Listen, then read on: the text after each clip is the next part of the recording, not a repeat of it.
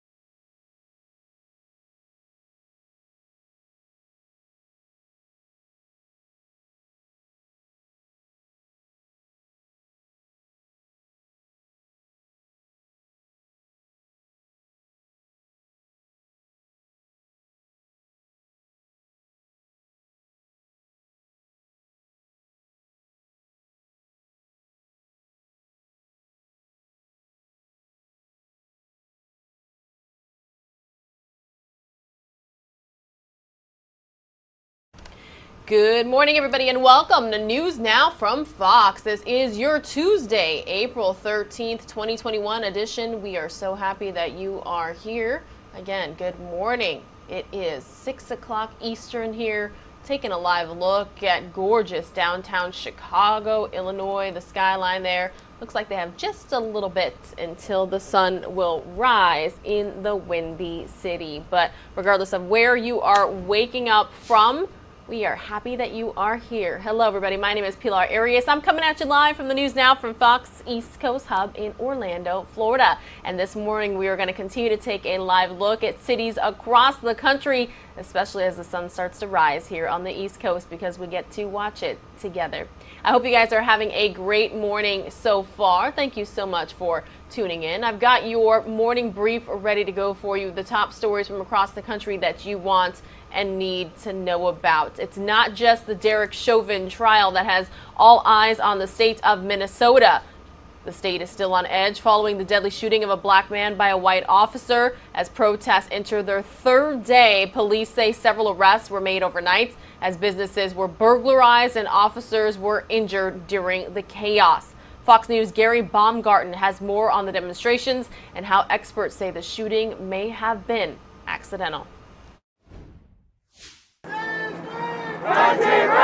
Unrest continuing in Brooklyn Center, Minnesota, as protesters faced off with police early into Tuesday morning after a white female police officer shot and killed 20-year-old Dante Wright over the weekend.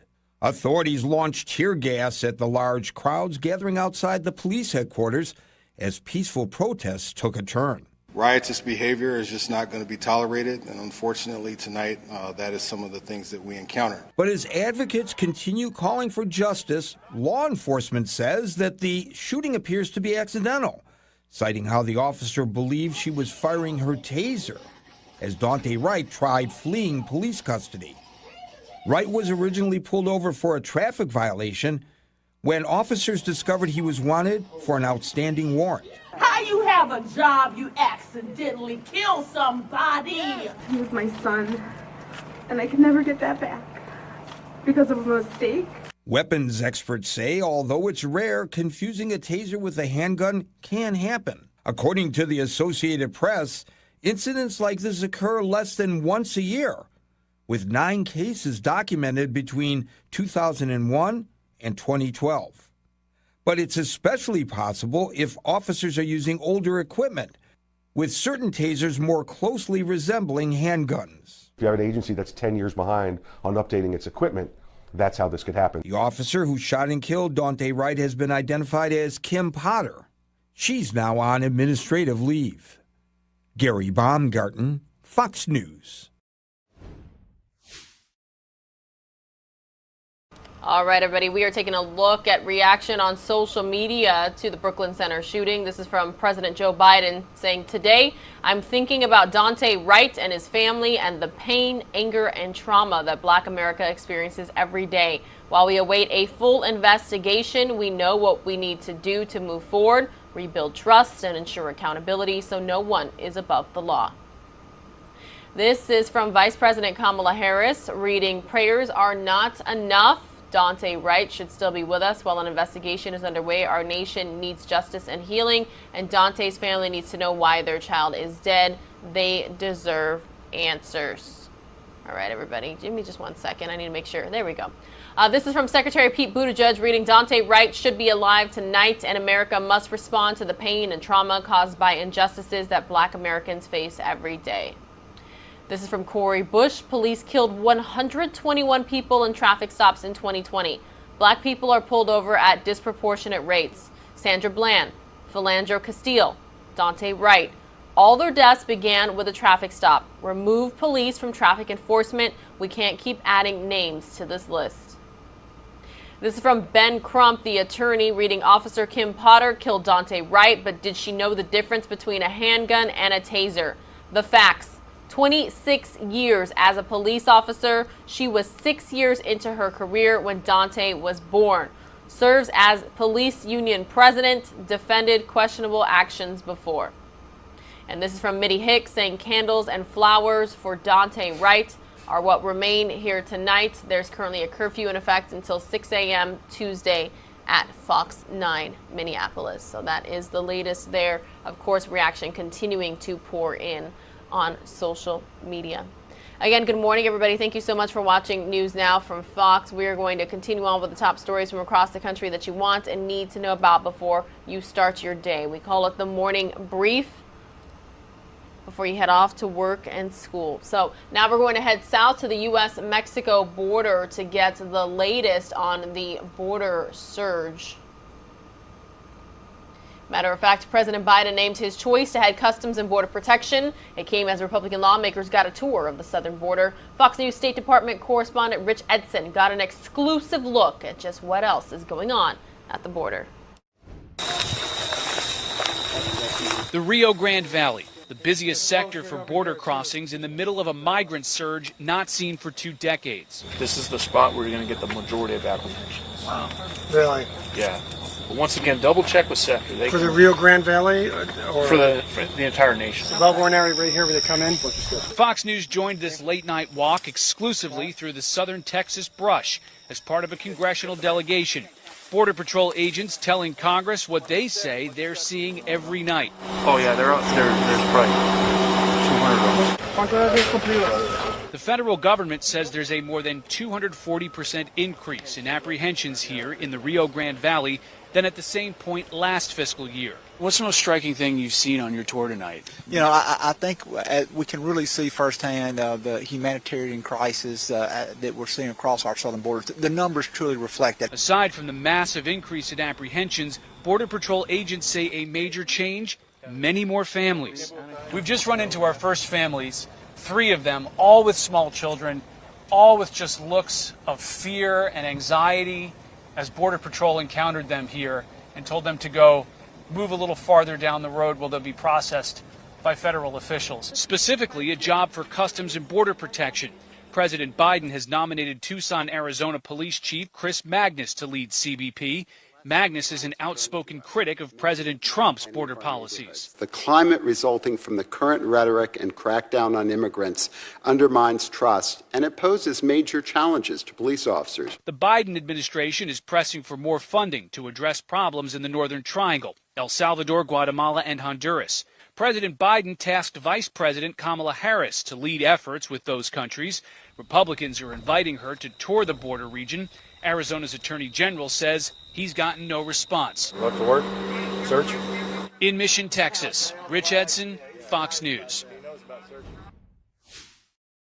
Taking a live look now, everybody, at a bridge in the New York City area. Even though the sun is rising here on the East Coast, the lights are still lit on it, and it looks absolutely positively gorgeous.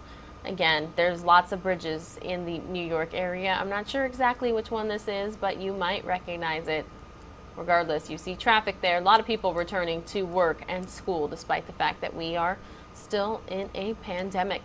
Going to take you out to Minnesota again here this morning on NewsNOW from Fox. It's a story we've been covering and broadcasting live, gavel to gavel. More witnesses taking the stand yesterday in the trial of Derek Chauvin. The testimony taking place just miles from the site of an officer-involved shooting. The defense also raising questions about the incident as the trial's third week started. Fox News correspondent Garrett Tenney filed this report for us yesterday. Prosecutors wind down their case Monday in the trial of former Minneapolis police officer Derek Chauvin. The third week of testimony beginning with another medical expert. Prosecutors called a cardiologist to the stand who testified that Floyd died from a lack of oxygen due to being held down by police. Dr. Rich, do you have an opinion as to whether George Floyd would have lived if not for Mr. Chauvin's subdual and restraint of him for 9 minutes and 29 seconds on the ground? Yes, I believe he would have lived. Jurors also listened to emotional testimony from George Floyd's brother. He was so much of a leader to us in the household.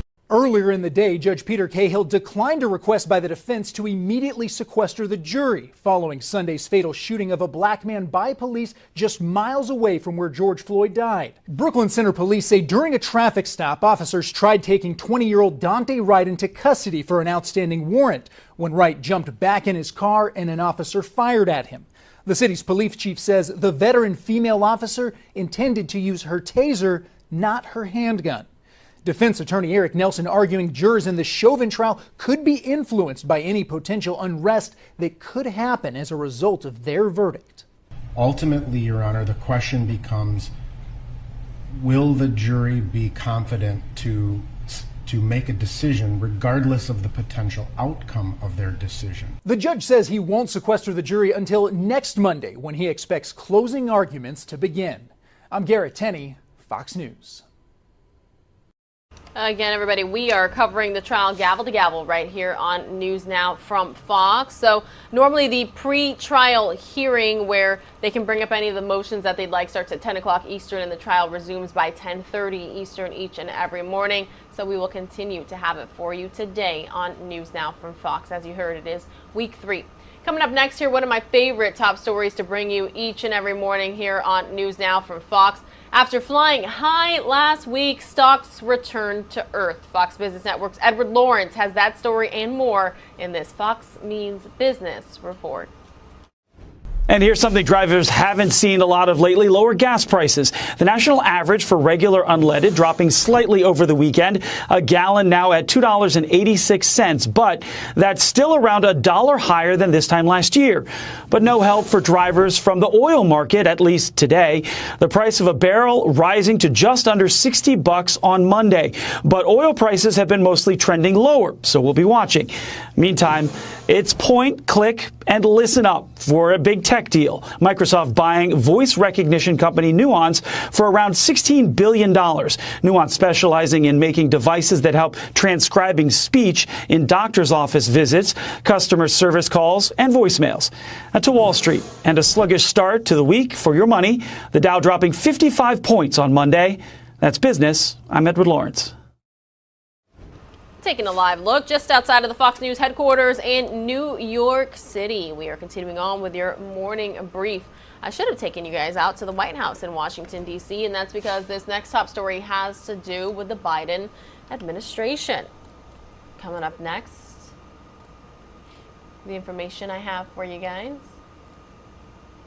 For more than an hour yesterday, President Biden sat down with Republicans and Democrats to discuss his infrastructure plan. Fox News correspondent Ray Bogan has the latest on whether there was any bipartisan agreement.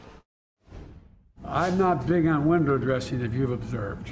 President Biden says having a bipartisan meeting in the Oval Office isn't just a show of bipartisanship, it's a negotiation. I think we made a good many points. There's a lot of space between us also. Republicans are criticizing the infrastructure package as an unrelated wish list that only spends 5% of the $2.7 trillion on roads and bridges. They say items like caregiving for the elderly and child care don't belong, and that the plan will ultimately cost the U.S. 1 million jobs. But instead of coming up with a better bill, Democrats have decided it's the English language that has to change. They're embarking on an Orwellian campaign to convince everybody that any government policy whatsoever can be labeled infrastructure. The White House released a state-by-state breakdown of infrastructure needs like roads and bridges, broadband, public transportation, and drinking water. It also shares grades from the infrastructure report card that lists just about every state as a C or D. Democrats say they want the bill to be bipartisan, but are also willing to use budget reconciliation so they can pass the package without Republican support. This very important work should be bipartisan. This is an issue that affects all 50 states. Our two parties used to agree on the need to reliably invest in infrastructure. We should be able to do that again. The White House is looking for ways to pay for the infrastructure package, which could include a corporate tax increase. But the White House says they do not want to raise the gas tax. Ray Bogan, Fox News. All right, everybody, we can now see the Chrysler Building front and center here in this gorgeous live New York City picture this morning. I hope you guys are having a great morning so far. It is Tuesday, April 13th, 2021. We are approaching 6:15 here on the East Coast. Most of you are going to see a 2-minute commercial break. I've got more top stories from across the country when you return.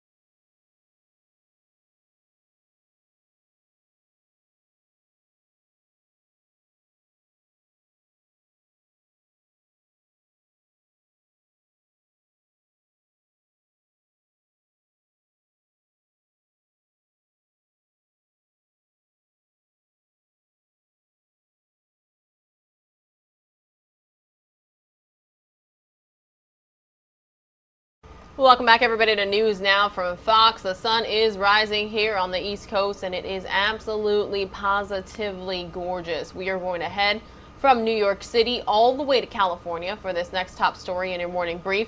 Ongoing drought conditions leading to Cal Fire starting its wildfire season prep early. Fox's Greg Liggins tells us how the state's largest firefighting team is getting ready. Firefighters throughout California spent much of 2020 extinguishing the more than 4.2 million acres of wildland that was scorched in a record-breaking season.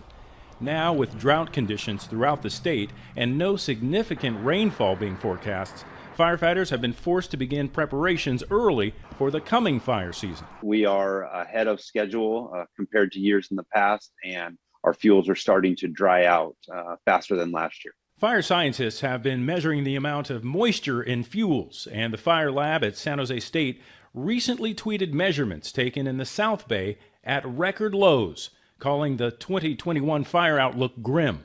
CAL FIRE is hiring 1,400 more hand crews this season to help with firefighting and mitigation, and chopper pilots will be staffed sooner than normal.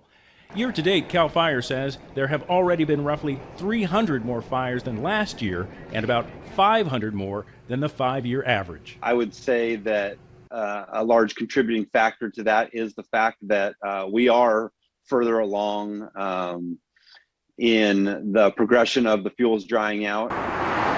In some areas, like the Moraga Orinda Fire District, where danger is currently low, firefighters are using the lull to focus on prevention with mitigation efforts that have been underway for months. Firefighters have been removing fuels with pile burning, controlled burns, and getting rid of old growth in trees. And the idea there is to not allow the fire to have a ladder, if you will, up into the canopies where we really can't put it out in a wildfire scenario. Some firefighters refer to the drying out of grasses as curing, a condition when grasses are ripe to burn. In some areas, that time has already arrived, while in other places like Moraga Orinda, it's close enough that work may soon turn from preventing to fighting. Fire season's just around the corner, and we know, based on what happened last year, that it's not going to be an easy one.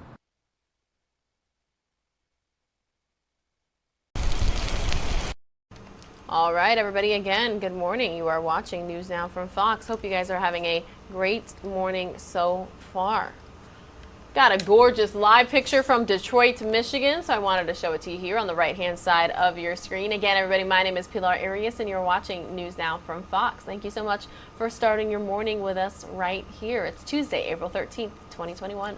Continuing on with your morning brief, the top stories from across the country that you want and need to know about. This next story I have for you is, besides getting good grades on the report card, students preparing to enter college may soon need to get their vaccine card. Fox News correspondent Kevin Cork has more on which universities are mandating the shots and the legal ramifications others are running into. I don't think anyone on campus is really going to be having that this year. It's Vaccine 101. Colleges and universities across the country now debating whether or not to require every student to be inoculated against COVID-19 before entering school in the fall.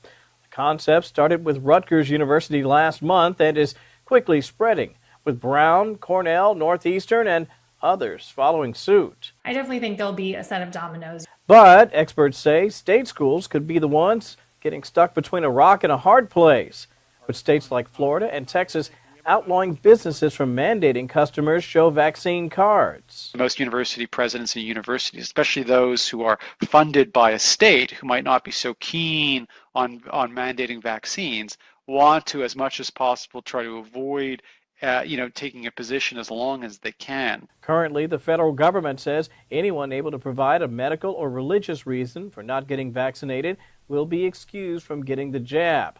But what do students think about the idea? We're required to get all those other vaccines. I don't see why this one is any different. Others say it all comes down to freedom of choice. I think everyone should always have a choice, but I think to keep in mind that we protect each other, I think it would be in everyone's best interest to get the vaccine. Schools are also now examining whether or not they have the authority to make all their employees get the shots.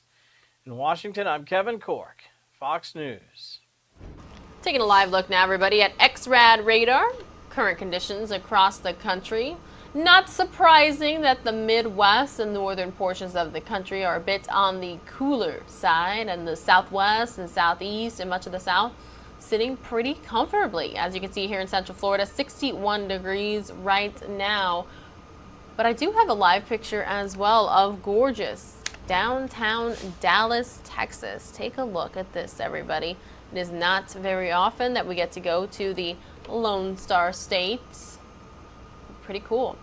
Even though they have had a lot of newsworthy events happening lately, they had some pretty severe winter storms, some deadly crashes on the highways, and it was a pretty serious situation out there this winter for the entire Lone Star State. So again, good morning. Hope you are having a great morning so far. We are continuing on with your morning brief, the top stories that you want and need to know about from across the country. I've got 2 more top stories ready to go for you before most are going to see another 2-minute commercial break. A new report by Microsoft confirms what many already know. The pandemic has led to Americans spending more time online than ever before. Fox's Shaw Turner spoke to some people on how their online use is leading to digital fatigue. It's getting kind of out of hand. So I'm kind of taking a break from it because it obviously can get very overwhelming. Remember when an email inbox was considered to be full with 20 messages? Today, that number can run into the thousands. I normally get emails from school a lot. Sometimes it's just like spam emails. Throw in several Zoom meetings per day and texting back and forth, and health problems can develop before you know it. When I was little, I didn't really need glasses, but then I got a phone, started going to school, my eyes started to strain. And it's a big issue everywhere. The Microsoft 2021 Work Trend Index outlines findings from a study of more than 30,000 people in 31 countries. It shows time spent in Teams meetings more than doubled and averaged more than 30 minutes. The number of emails for businesses and educational programs are up by more than 40 billion.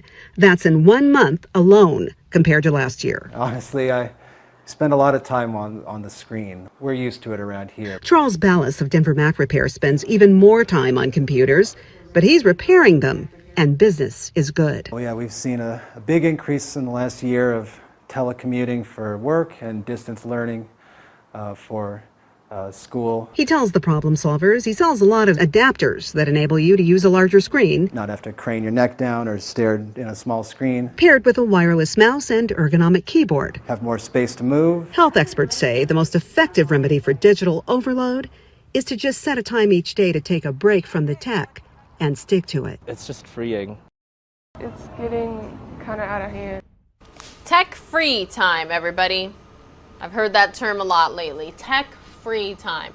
No cell phones, no television. You can play music, soft instrumental, perhaps read a book, just kind of disconnect from the digital world. Taking a live look at Capitol Hill right now in Washington, D.C. You know me, I like to end the morning brief on lighter, happier, more positive stories. This next one I have for you, a chance to hear history from people who were part of it. Fox's Carly Moore has the story from Colorado Springs. He's got stories you'd never believe. The chance to meet a World War II hero is shrinking. We're losing these guys faster and faster each day, and it kind of makes you a little sad. He was there to take care of them, but they were there to take care of him. Yeah. Joe Widener served in the Navy and his father in World War II. He was Okinawa, and a Navy guy who got hit with a kamikaze on April 17th. Widener concerned their sacrifice would be lost on us. I was a little nervous about no one would care anymore or whatever, and you come here and there's lines to talk to them, and it's really special. But what he found was sharing old memories can create new ones. Oh, it's amazing how quickly they recall, and it's almost like it was stamped in their spirit. It was hell and a half, but we made it through. Came home. Some of the painful moments still fresh. I remember everything about it, but I hate to talk about it. Which is why each conversation they had a group that were trained just to ram us. Is a commitment their story will never fade. A lot of my buddies got killed. I never forgot them.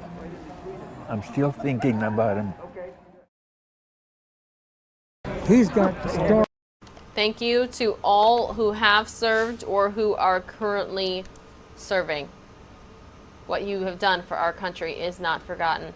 Taking a live look now, everybody, at Port Canaveral, Florida. Most of you are going to see a 2-minute commercial break. When you return, we should be about 10 minutes away from a live picture with Fox 9 Minneapolis, getting the latest on the Derek Chauvin trial with Fox 9's Shane Wells. Again, more news now from Fox is next.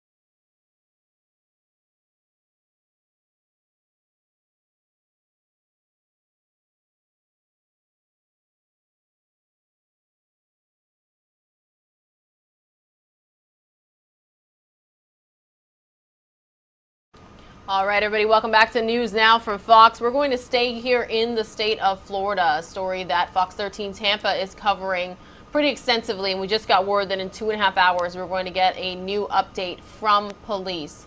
This is an Amber Alert, a missing child. The latest update from less than an hour ago, we have learned a man and vehicle from the previous update, both identified and located. The area in which they were located is part of an ongoing investigation. However, 11-year-old Montana Breezeman was not located with them. Pasco Sheriff's deputies continue to investigate all leads and search for additional information. We're being asked if anyone has information on Breezeman's whereabouts to please call the Pasco Sheriff's Office. So this is Newport Richey we are heading to, and we are learning that Sheriff Chris Noko will be available at a press conference at 9 this morning. So let's get the latest here on this News Alert, Amber Alert on News Now from Fox.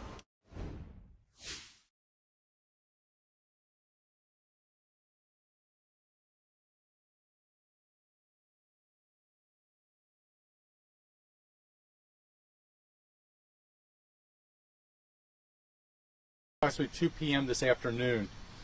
At that time, it appears, we started looking for her, but it appears around 11 o'clock that she left the campus. And I say all this information is preliminary, and it's very vague because we're still right now just trying to put the pieces together of what happened. We believe she left campus around 11 or so, and we're pulling the cameras from everywhere in this area. We don't know exactly where she went. She made indications to some of the students that she may be going to Georgia. She also said she may be going with a male who's approximately 18, 19 years old. This is some of the information that we're trying to piece together. I tell people this because we need your help. Anybody that may have seen Jordan, please let us know. Anybody with information about Jordan, please let us know. If you have a student who goes to school here, just ask them some questions. Something may come up. I mean, we're not dealing with, 15, 16-year-old teenagers. We're dealing with 11-year-old kids. And sometimes information, you have to put pieces together, and that's what we need to get this information put pieces together. As I go back to, she may be with an 18, 19-year-old male. This gives us even greater concern for the fact that she may be trafficked up there. There may be possibility of human trafficking. And I say that, information right now says possibly Georgia, but we do not know that specifically. So we're asking anybody. She could be here locally. Our canines tracked this area. We didn't get any leads, but she still could be in this area in Newport Richey. She could be in the Tampa Bay region. She could be in South Florida. We don't know exactly where she is. That's why we need to get this information out as far as wide as possible. I can tell you this 11-year-old little girl is Jordan. You talk about somebody who has adverse childhood experiences. This is her. She's not in the custody of her parents. It seems like her entire life has been one adverse childhood experience to another, which has now culminated to the fact that she's gone missing. Nobody knows where she is, and we fear that she could be in a very cold, dark place and be in that terrible realm of possibly being trafficked. So that's why we need everybody's assistance. We need your help. We need any tips, any leads you have, any businesses. We're out there trying to pull cameras. Anybody's information. I go back to it. This is the picture of her today. She was wearing this gray sweatshirt, black tight leggings. She had her hair pulled back. This is what she looked like today. The number 1-800-706-2488. Any leads, anything you can give us, please let us know. I wish I can give you more detail. I wish we had more specifics. We don't right now. That's when we need all the help. I know everybody's going to say, what about, does she have an electronic device? Right now, we don't have anything that she has that she was carrying an electronic device. She actually borrowed people's phones in the school. And so we're tracking who she may have called, who she may have been in contact with. We're trying to go through that way. But trying to locate her is becoming more and more difficult. This is somebody who's really kind of been off the grid right now. The fact that we don't know that she's carrying an electronic device. So again, I go back to, I thank our partners from FDLE, the FBI, the Georgia Bureau of Investigation. Most importantly, we need your prayers. We need your assistance in our community and throughout the state of Florida, into Georgia, anywhere. If you see this little girl, help her out. If she says she's okay, don't go with that. Call law enforcement immediately. We don't believe she's in the care and custody of somebody who really cares for her. we believe that that person is going to be using her and honestly heading her down the worst path. We have to rescue this little girl. So with that, is there anything I can answer? I apologize. Everything I have is very vague. There's not much specifics, but I'll try to answer what do we have. So she doesn't have a mobile phone with her? Not that we know of. She used somebody else's device. There was nothing else. We're now in contact with the people that she stays with. She does not live in Pasco County. She lives in Hillsborough. So we're in contact with the people that have custody of her to find out if they provided her a device. Maybe she used somebody else's device but has one on her. We're trying to go down any lead right now. That we are very beginning of this investigation, but we need the assistance of our community. And again, what makes you believe that this is maybe an Amber Alert versus just her running away? Yeah, I'll tell you that the fact that she could be in the custody of an 18-year-old, 19-year-old male. She's an 11-year-old girl. This is something that can't be lost on the fact that this is just a little 11-year-old girl taken off, told people she was going to go with this person, told people that she was going to possibly go to Georgia. There was other evidence I don't want to put out there right now that, going back to the fact there may be human trafficking involved. That's why this is an Amber Alert. And this is why we need every type of intervention possible to find this little girl. And more importantly, when we find her, we need to make sure that she gets all the mental health and counseling that she needs, because you talk about adverse childhood experiences. You talk about somebody that, most of us were born into a blessed family that looked over us and protected us. This little girl has been a sea of disarray, it appears, and her whole life has been one adverse childhood experience to another. We need to rescue this girl, or she's going to be another tragic story that unfortunately we're going to have to deal with. Is it common for, say, an 18, 19-year-old to be a trafficker? I mean, I think most people think like creepy old man, not somebody that young. That's the thing. It could be anybody. Unfortunately, it goes down to greed, profit, money, and just evilness. And so that's the fact that, I can't think of a normal 19-year-old. And that's to say, we think 18, 19, it could be 20. We're not sure the specific age of this individual. But anybody to take an 11-year-old girl and just think it's a good idea to, take her away from the people that have custody of her, true custody of her, true care for her, manipulating her. This is somebody that, and whoever's with her, let me give you this message. I beg of you, on behalf of everybody in our community, on behalf of people that care about Jordan, drop her off at a firehouse, take her to a police station and drop her off. Do something. We do not want to see her harmed. And I promise you, it's going to be less on you if she's unharmed than if something bad happens to her. So I'm telling you right now, please, you have a choice. Make the right decision. Drop her off at a fire station, at a police station, at a hospital. Take her somewhere where somebody can take care of her, notify law enforcement. But if you harm this little girl, it's not going to be a good day for you. And do you have a description of what this person might be like other than... No, I don't have anything. And the one thing is, we had some information of who somebody in the past was in contact with her, but we don't want to put that out there right now because we don't have specifics, and what we don't want is tunnel vision. The last thing we want is, in a situation like this, is tunnel vision, where everybody's just honing down on one type of individual. What we want is to cast a wide net, and anybody with any possible information, please let us know. All right? Thank you all very much. Thank you.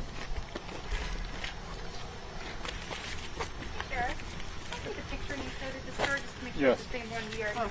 All right, everybody. Again, we will continue to follow this story. Fox 13 Tampa is the station that is following it heavily. We will alert you when and if 11-year-old Montana, also known as Jordan Breesman, is located. People across the country are paying attention to that Amber Alert for sure. We are going to entirely switch gears, though, and take you out to Minneapolis, Minnesota, where Fox 9's Shane Wells is joining us this morning to talk about the latest on the Derek Chauvin trial. Good morning, Shane. How are you, and what are we expecting today from the courtroom? Yeah, good morning. We're doing okay. It was a bit of a quieter night from what we had with the police shooting of Daunte Wright. So there were protests overnight, but there was a curfew in place and a very heavy police presence and also a presence from the Minnesota National Guard. So despite everything that's happening, the trial is continuing as planned. There were concerns that it could influence the jurors. One of the jurors does live in Brooklyn Center where that police shooting happened. And in fact, at the start of yesterday, the defense asked for the jury to be sequestered and questioned about its impact, but the judge denied that request. And the state actually rested its case yesterday. So today the defense will start calling witnesses and presenting evidence. I want to wrap up kind of what happened yesterday. They called 3 witnesses. One was a Chicago-based cardiologist. He testified that heart issues and drugs did not cause George Floyd's death. Instead, it was blamed on police restraint. We also heard from a use of force expert who testified that there was no threat from bystanders. And a spark of life witness spoke. His brother, George Floyd's brother, Philonis. He talked about the two growing up in Houston, playing video games together, how George excelled in sports and wanted that for his brother as well, to make him better and be the best he could be. And also talked about the relationship with his mother that George and his mother had, and that it was very close. They showed pictures of the two together, and it was another day of some very emotional testimony. But at the end of the day, the judge said, okay, so the defense is going to start calling witnesses today. He expects them to wrap up their case by Thursday. Told the jurors when they return after the weekend, pack a bag. Closing arguments are expected to take place on Monday. The jury will get the case at that point and be sequestered until they reach a verdict. And Pilar, one other thing that's happening today of note, at noon, right out in front of the courthouse, the families of Dante Wright and George Floyd are going to come together for a planned rally. Back Shane, to you. A couple questions I have for you. Do we happen to know who the defense might call as witnesses, and is the trial moving ahead of schedule? We have not heard who they're going to call yet. They haven't shown their hand, and of course still waiting to see if Derek Chauvin himself will be testifying at this point.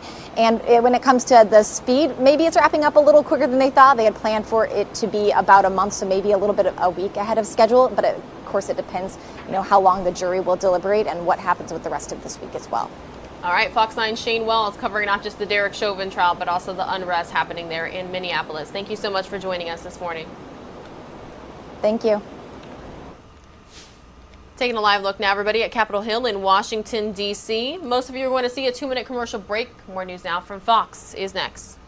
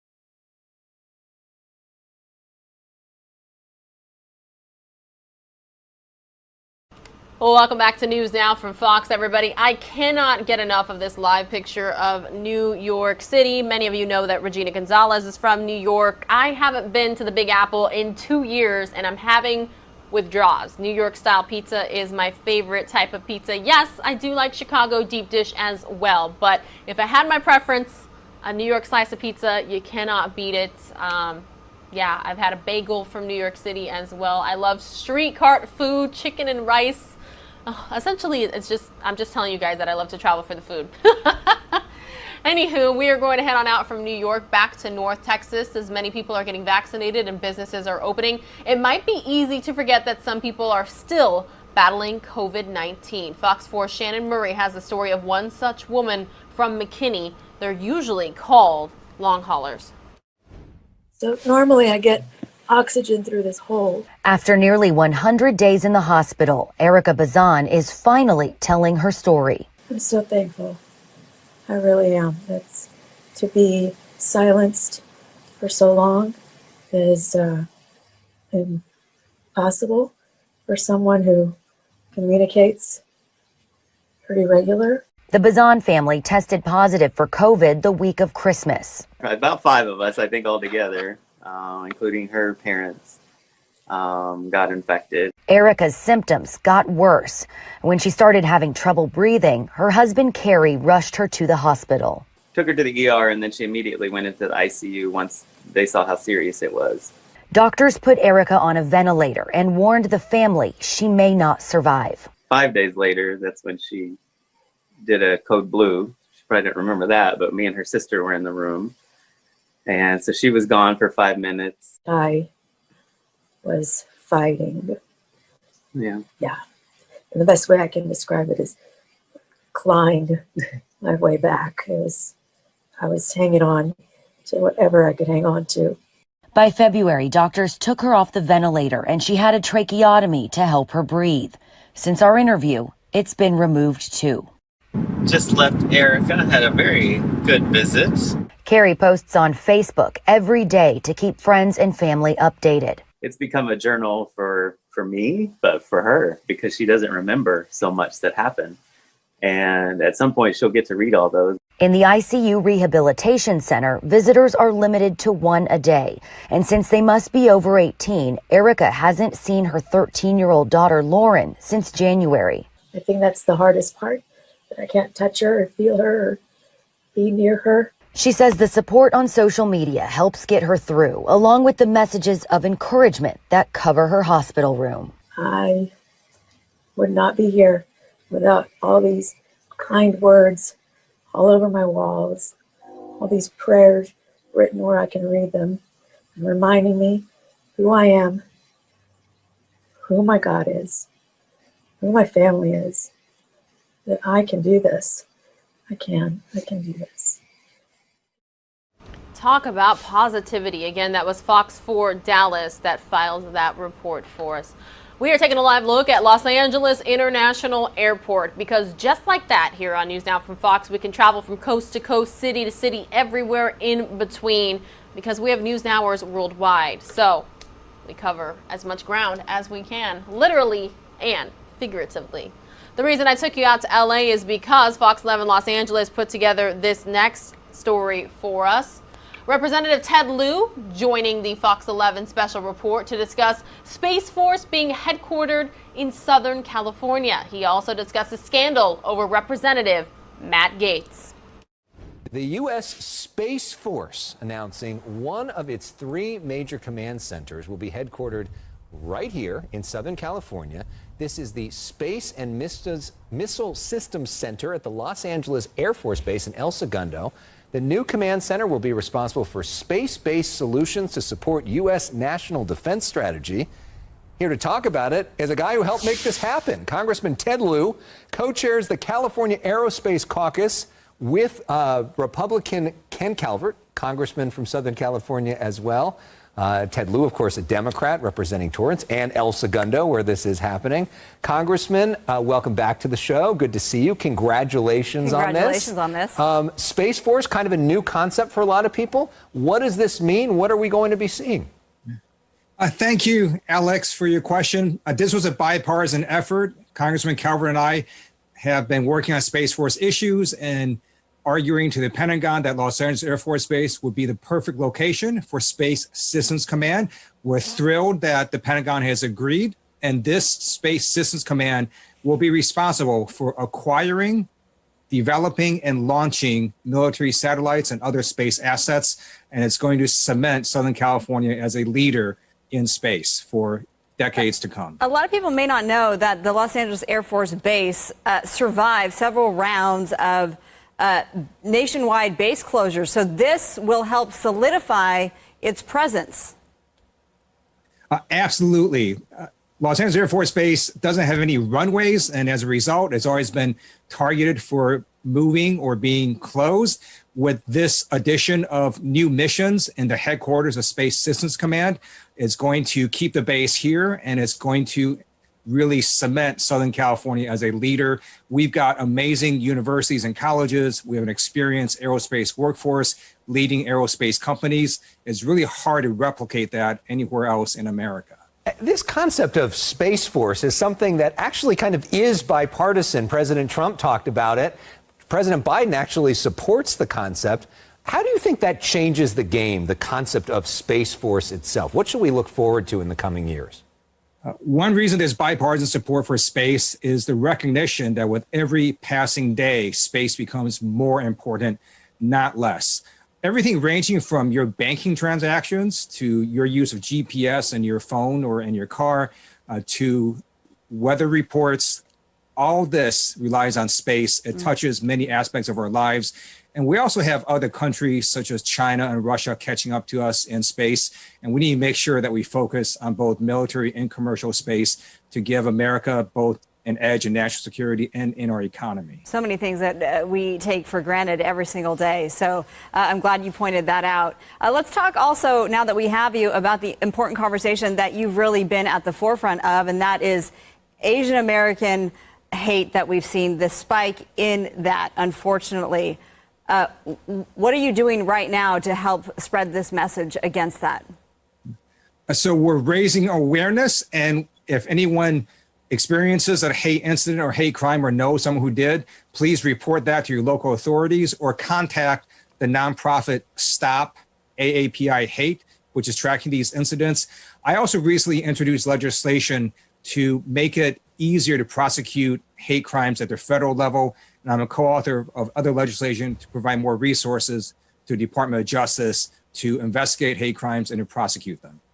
And finally, I want to get your thoughts on a member of Congress, one of your colleagues, who I know you are not especially personally close with. Congressman Matt Gaetz of Florida, now facing a House ethics investigation, potentially for child sex trafficking. Your thoughts on the congressman and what Congress should do next?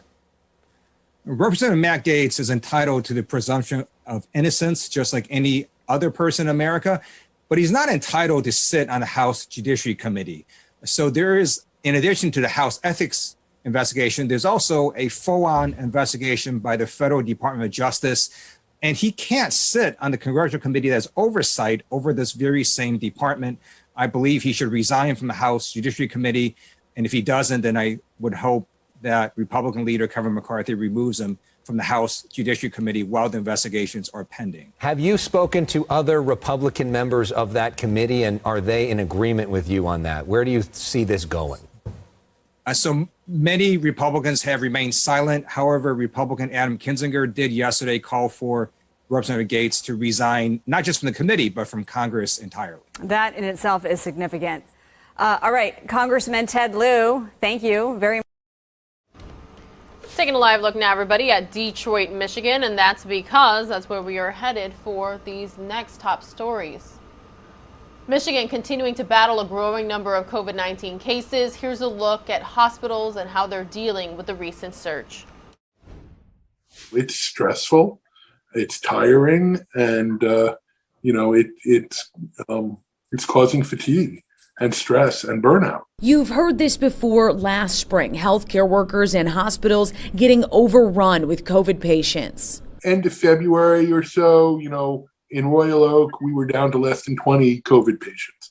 As of this morning, it's over 170. Dr. Matthew Sims, head of infectious disease research at Beaumont Health, says he's treating mostly 30 to 50-year-olds, but there are 20-year-olds too admitted in the COVID units. The patients seem sicker.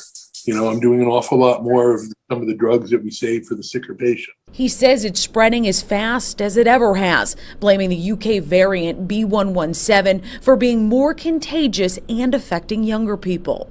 So there's some good evidence that B117 infects children more and makes them sicker. Loosening of restrictions at the state level as we simultaneously got hit with B117 is keeping Michigan in the lead in terms of COVID cases by population across the country. We have better treatments than we had then. I'm fond of saying we don't have a magic bullet against COVID. I don't have a drug I can give that I know 90% of the people are going to get better on.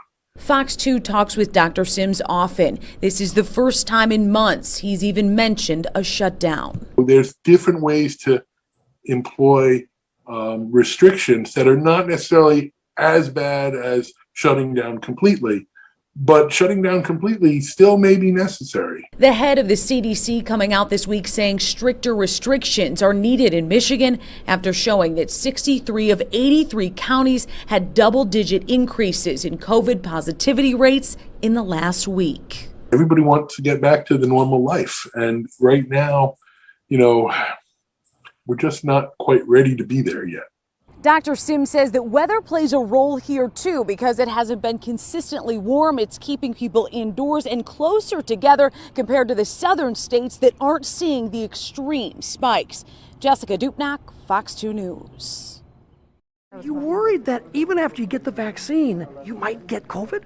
I do think it's a possibility. More than a possibility. According to the Michigan Health Department, there have been 246 fully vaccinated individuals in Michigan who have contracted COVID. Should we be scared? That doesn't scare me at all. Dr. Alcala, an infectious disease doctor who runs the Ascension My Health COVID vaccinations, agrees with statistics that show out of the 1.7 million people that are fully vaccinated, only 0.0001 got COVID. If you have very high risk of developing significant COVID, unfortunately, you will have consequences such as this. I think that by having the vaccine, it lowers the chances a lot. And I think eventually it'll become something standard, just like the flu shot. In fact, Ria is right. The doctor says there may be a need for a booster. I feel like there may be a chance that we need to get a second boost a 6 month or a year from now. Why do you think Michigan is seeing such an increase in COVID cases? That's a good question. And the doctor has a good answer. Unfortunately, there are people that they are not following the mask guideline, the social distancing guideline. We have significant number of people that they did not get vaccinated yet. So the bottom line, according to the doctor, get a vaccine, wear your mask, and social distance, and you shouldn't need to panic. In Southfield, Charlie Langton, Fox 2 News. Things are not looking good in terms of our current COVID status. Michigan leading the nation of COVID cases by population. Right now, about 453 people out of 100,000 have COVID in our state. Second is New Jersey with 352. It very much is like our peak that we saw in the fall. Dr. Natasha Bagdasarian, the senior public health physician in the state, says this wave started with spread among 10 to 19-year-olds, now hitting 30, 40, and 50-year-olds hard. Overall, they're seeing more of that age group filling hospitals. More elderly groups have been somewhat spared during this wave, and that's because of the vaccines. It shows that our vaccines are really, really effective. 1,500 cases of the B117 variant so far, and a handful of other variants in the state. The doc says the more variants there are, the harder it is to control spread. What we're concerned about is while some variants are already here, we don't want additional introductions of those variants. The medical community is bracing for a post-spring break surge. The videos down in Florida, it was like, spring break on wild. Travel agent David Fishman says he's swamped and everyone is choosing Florida. the phone is ringing off the hook because the pent-up demand is huge. People want to go. Fishman and the doc both say it's the cavalier vacation mindset that's contributing.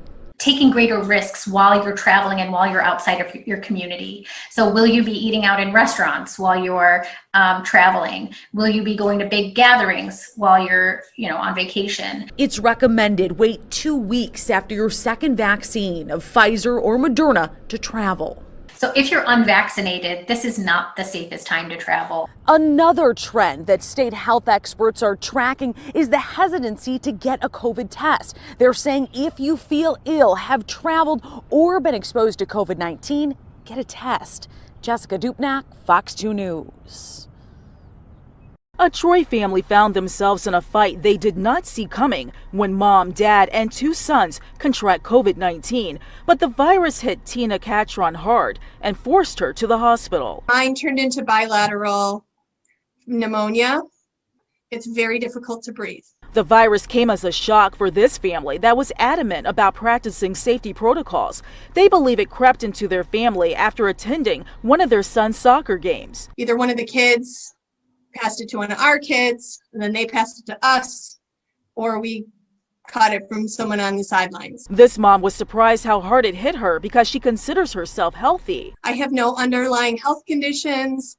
I'm very active. As Tina tried to get better at a local hospital, she thought she was going to die. Every thought of, what does this mean? Am I going to have to go to the ICU? Am I ever going to see my kids again? Tina and her husband were actively trying to get vaccinated before the family was forced to fight COVID-19. We were just getting on our lists, ready to go, and we never got vaccinated. This hit us before we could get there. So I feel like we just missed the finish line. Tina says doctors told her if she had been vaccinated, her fight against COVID would have been much different. They basically told me if you had gotten the vaccine, you wouldn't have ended up in the hospital. On Monday, Tina was released from the hospital. I feel better, I guess, but I'm still really short of breath. I'm going to be for a while. This mom and wife says if you're able to get vaccinated, the power is in your hands. And if I could go back 3 weeks, I would be knocking on every door, waiting in every pharmacy, waiting to get it. In Southfield, Ingrid Kelly, Fox 2 News. 16-year-old Lucy Crawley and her 19-year-old sister Annie are taking a big step forward as the state expands access to the COVID-19 vaccines to Michiganders ages 16 and up. It's really incredible just to be able to keep my family safe along with going to school and not being nervous to do things for once. I'm really proud to say I'm one of the first people to our age get the vaccine. I've been waiting for it. It was a family affair as the teens' parents are getting vaccinated also here at Ford Field on Monday. Super exciting. Yeah, definitely. Yeah, super easy to get. I mean, actually, the girls got the appointment before we did. And so we were kind of envious, and then we both got texts this morning that said there was availability. State officials say this expanded access is a direct reflection of more vaccines coming into the state.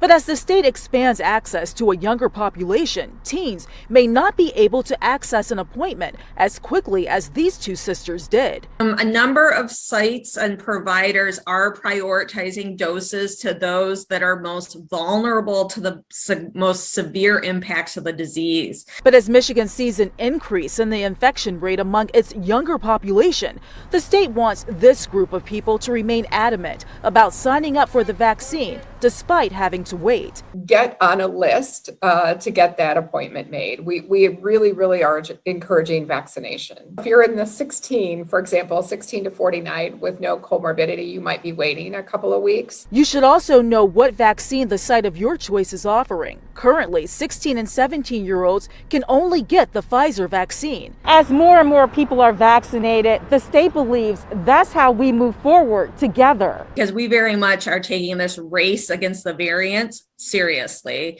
And as we all know, the more vaccine we get in, the more providers and access points, so it's as easy as possible to get that vaccine, the better it's going to be for our state. In Detroit, Ingrid Kelly, Fox 2 News. It was January of 2017 when Darlene Jefferson was diagnosed as having breast cancer.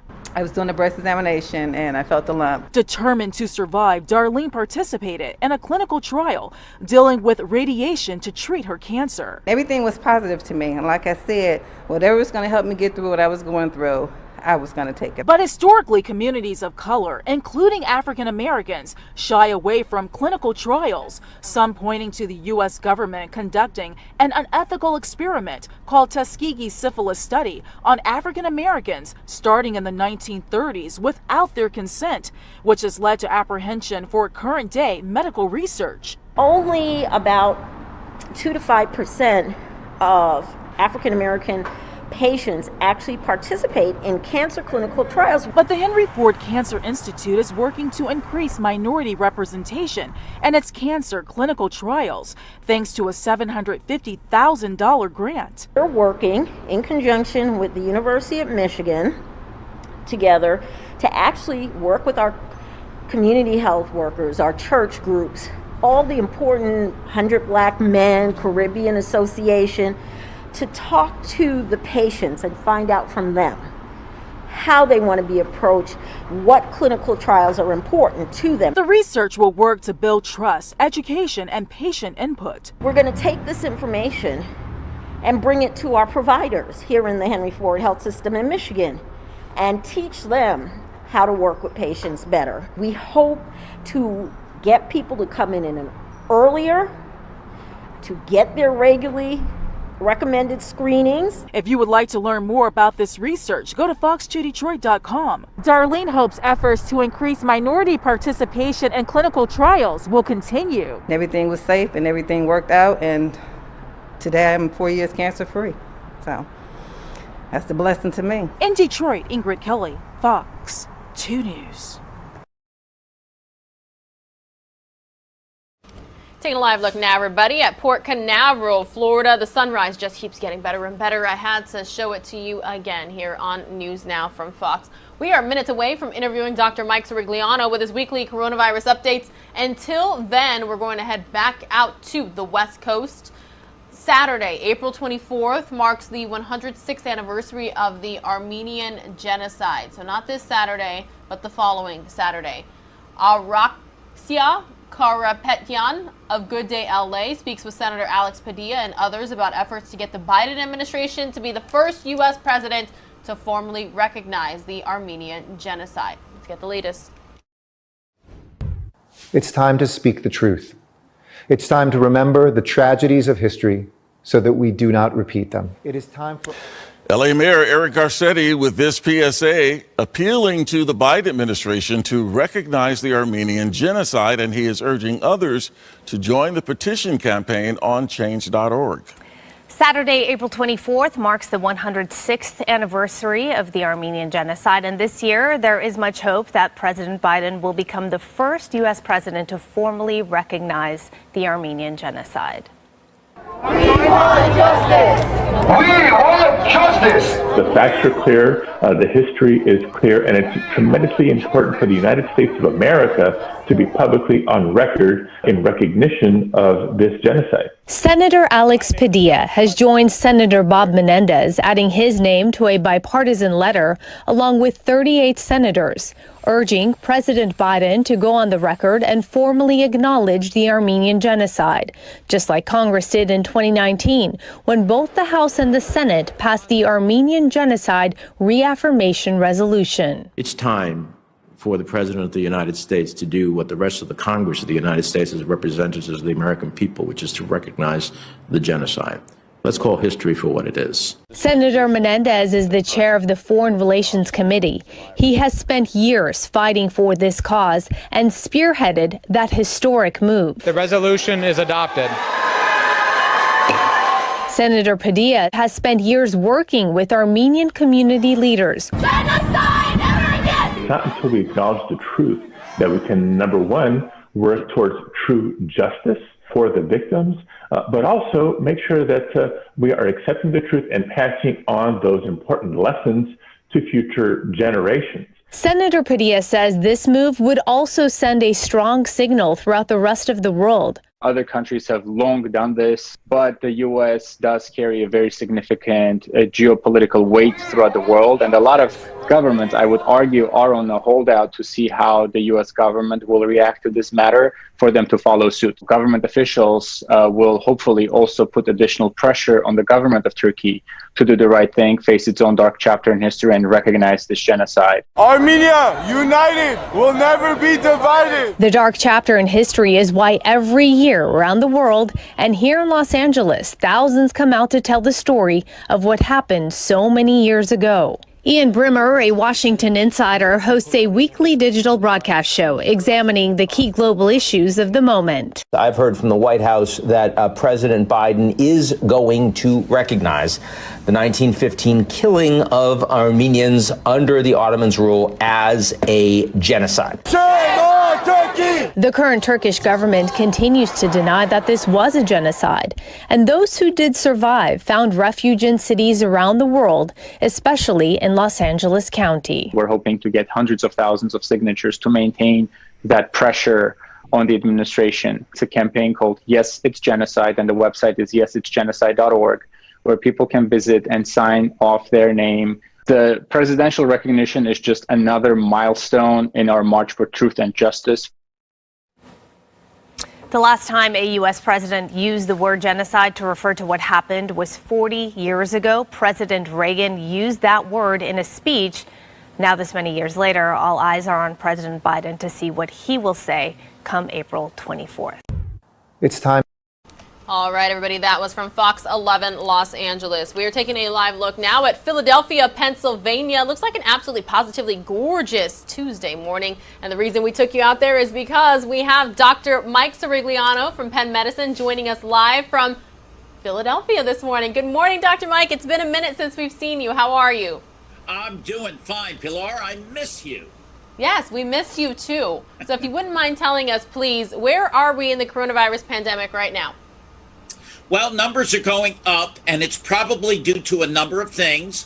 The variant, the most common form of COVID-19 is the UK variant, and that is a much more transmissible virus, and people's behavior. That's why we're seeing certain parts of the country with upticks in numbers. In fact, it's a lot of the part of the country that's seeing an uptick in numbers. So we've got to get ourselves back into a pandemic mode. I know everyone's tired, but we can't let go right now. We can't let our guard down. Yeah, Dr. Mike, you're talking about this new variant. Two new studies hot off the press find that the B.1.1.7 variant is more transmissible but does not increase disease severity. As this is the new dominant variant in America, why is this good news in an otherwise bad situation? Well, it proves the fact that these new variants, this one in particular, is not more deadly, because we really learn day by day how things are going with the pandemic. What these two new studies show is that, yes, they are more contagious, probably because there's more viral particles per person, and so you can get it with less amount of time with an infected individual, so it's more transmissible. But it does not appear to increase the devastating effects of having COVID-19. Now, that being said, Pilar, you don't want this virus, any form of COVID-19, because the more people that get it, and even younger people, and that's what we're seeing now, the younger people are the ones ending up in the hospital because they've not been vaccinated, and they are, even though they are healthy, they can still get sick. That's what we're seeing. But it's good news, as I said, in an otherwise bad situation. Dr. Mike, we're hearing that due to the pandemic, many women are putting off getting screened for mammograms. U.S. testing rates have come back according to new data, but concerns remain. What are the major issues with postponing screening tests such as that? Well, look, disease like cancer has not gone away, Pilar. It hasn't taken a vacation while we deal with the pandemic. Breast cancer, colon cancer, all of the things we check, heart disease, all of those things need to be evaluated. You can't just put it off for a year or two, or you could be in big trouble. So what we're seeing is, yes, numbers are coming back up in women getting their mammograms, but to to get back to where we were, we have to be above where we were. So in other words, for the last year, a lot of people have said, I'm not going anywhere near a hospital or a mammography suite. And so now we have a backlog. We've got to make sure that we take care of business. And if you do the right things, you wear masks. If you have gotten the vaccine, God bless you, then your risk is low. And you do the right things with hand hygiene, get your mammogram, go about your business, and be safe. Dr. Mike, you already mentioned young people, but we're hearing that they're being hospitalized as a stickier and more infectious COVID-19 strain becomes dominant. What should we be concerned about with regards to our children? Well, I think we need to be aware, number one, that there are certain activities that people are a little bit uptight about. In a recent study, it was found it's not the classroom that is putting our kids at risk. It's actually youth sports, indoor youth sports, whether that be basketball or hockey.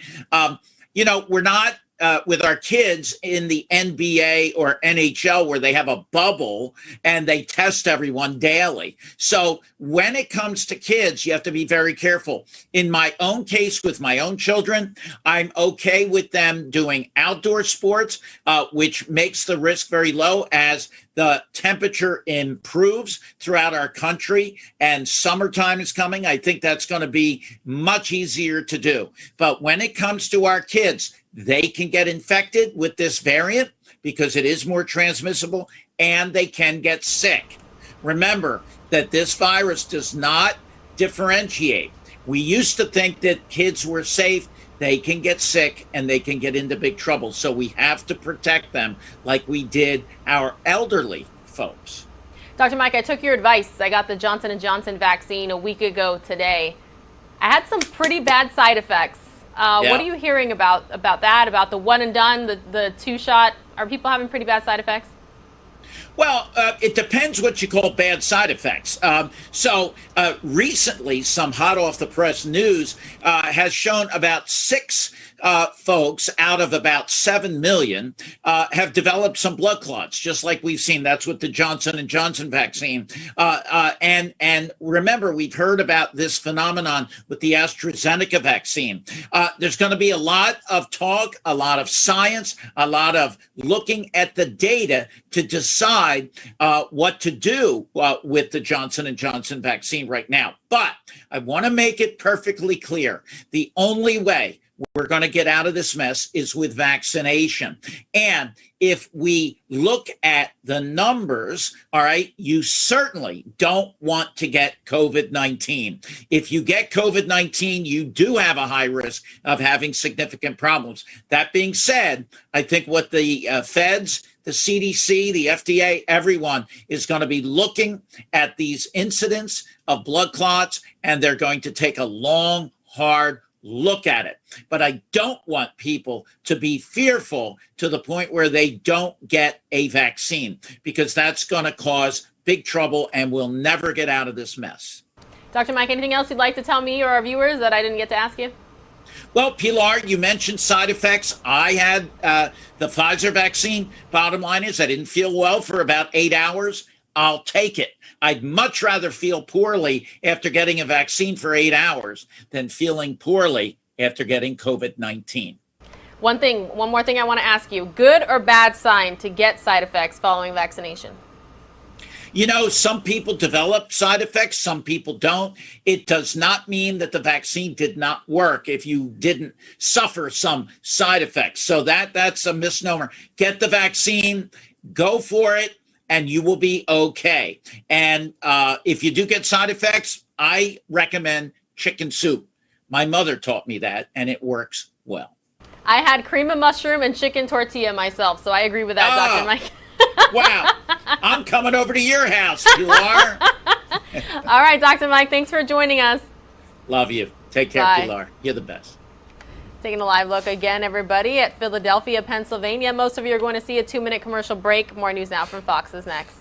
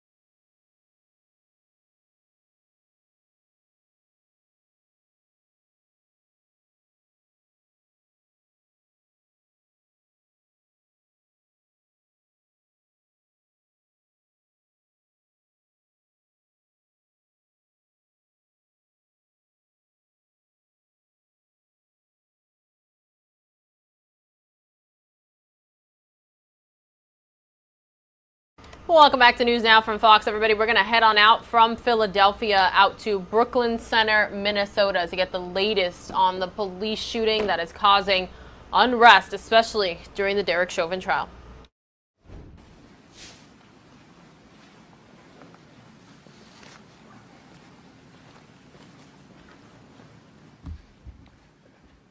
Good morning or afternoon. I don't know what time it is. My name is Booker Hodges. I'm the Assistant Commissioner for the Minnesota Department of Public Safety. And today we just want to say thank you for all the people that came out and exercised their First Amendment right in a peaceful manner. Unfortunately, there were those that decided not to do that. And the plans that we had put in place over the last few months were executed.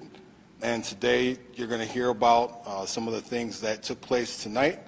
But for months we've been saying that riotous behavior is just not going to be tolerated, and unfortunately tonight that is some of the things that we encountered. So with that, we'll turn it over to Hennepin County Sheriff Dave Hutchinson. Hello, Sheriff Dave Hutchinson. Again, I just want to talk about the operation tonight. Our goal was to maintain peace. It was a long night. The deputies, troopers, DNR officers, and cops from all over the region came out here. I'll let Colonel Langer touch more on that, but the transition from the scene to the jail with transports went fairly well. Again, some officers were injured from the debris that was thrown at them. But I think Colonel Langer is going to discuss that. Long night, but I think we maintained as much order as we could.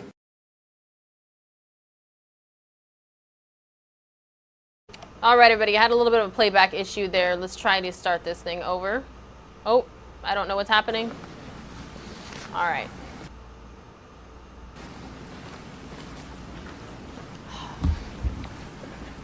Good morning or afternoon. I don't know what time it is. My name is Booker Hodges. I'm the Assistant Commissioner for the Minnesota Department of Public Safety. And today we just want to say thank you for all the people that came out and exercised their First Amendment right in a peaceful manner. Unfortunately, there were those that decided not to do that.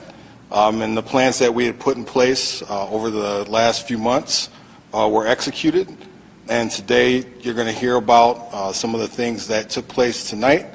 But for months we've been saying that riotous behavior is just not going to be tolerated. And unfortunately tonight that is some of the things that we encountered. So with that, we'll turn it over to Hennepin County Sheriff Dave Hutchinson. Hello, Sheriff Dave Hutchinson. Again, I just want to talk about the operation tonight. Our goal was to maintain peace. It was a long night. The deputies, troopers, DNR officers, and cops from all over the region came out here. I'll let Colonel Langer touch more on that, but the transition from the scene to the jail with transports went fairly well. Again, some officers were injured from the debris that was thrown at them. But I think Colonel Langer is going to discuss that. Long night, but I think we maintained as much order as we could. And hopefully tomorrow night is nice and relaxed and people remain law-abiding tomorrow. And I think I'm going to introduce Colonel Langer next. Thank you. Good morning, Matt Langer with the Minnesota State Patrol. As others have indicated, we were closely monitoring the events today and early last night into last evening and early this morning, and we were monitoring particularly what was going on in the city of Brooklyn Center, around the Brooklyn Center Police Department, and had been requested to assist. And so around the police department we had the Minnesota State Patrol, the DNR conservation officers, the West Mobile Field Force Command made up of the suburban agencies in Hennepin County, and others were focused on protecting the Brooklyn Center Police Department. Before 7 o'clock and the curfew was imposed, I myself reached out and talked to an organizer who was out at the scene and asked for some help in figuring out how we could peacefully resolve the crowd and to start helping encourage people to go home under their own free will before there was any talk of enforcement action. Others within the Department of Public Safety were also engaged with folks that were out there organizing the group. And our mobile field force commander actually met with one of the individuals on the scene about 7 o'clock and tried to talk about how we could do this peacefully tonight without the use of any chemical munitions, without the use of any enforcement. And unfortunately, those efforts weren't successful, and those organizers weren't able to influence the desires of the crowd to leave. And so the troopers and the officers, deputies, conservation officers stood and protected that building courageously and bravely, and were shelled pretty significantly with objects by the crowd. At one point, the crowd was pushing against the fence, and the fence gate swung open. There were some fireworks, there were lasers, and there was enough activity to certainly go well against what we've been saying all along that we would not tolerate. And so decisions needed to be made to push that crowd back from the fence and to begin to disperse the crowd and make arrests for the criminal activity that was putting people in harm's way and prohibiting those that were there to assemble peacefully. And on top of all of that, of course, in violation of the curfew order that had started at 7 p.m. So in totality, there are about 40 arrests that were made, some cited, some booked in jail for things all the way from curfew violations to riot. We'll have better numbers in the morning.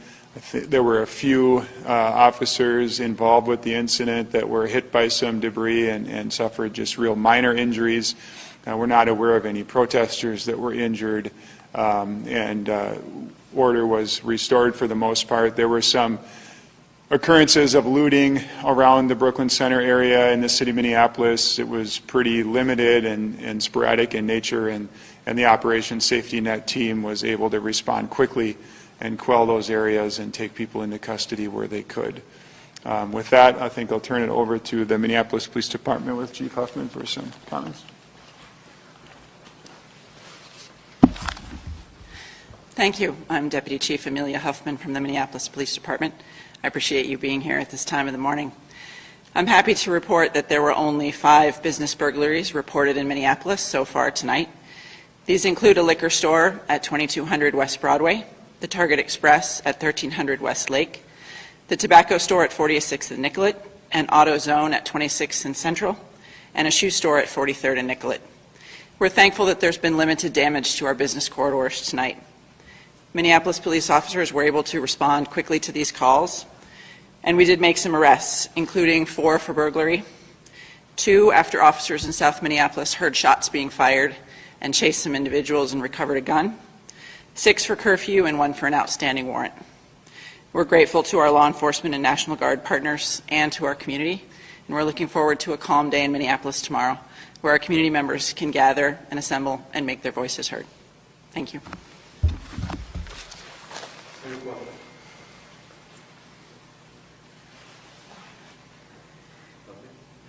Are these people that are arrested, are they being held overnight? Are they being held for a period of time? Are they ticketed and released? It depends on the violation. So if they're for curfew, they'll be cited and released. But if the violation's a gross misdemeanor or a felony, they'll obviously be in there for a bit. So it really depends. I think most of the charges were not felonies, so I think that's probably it. What's that?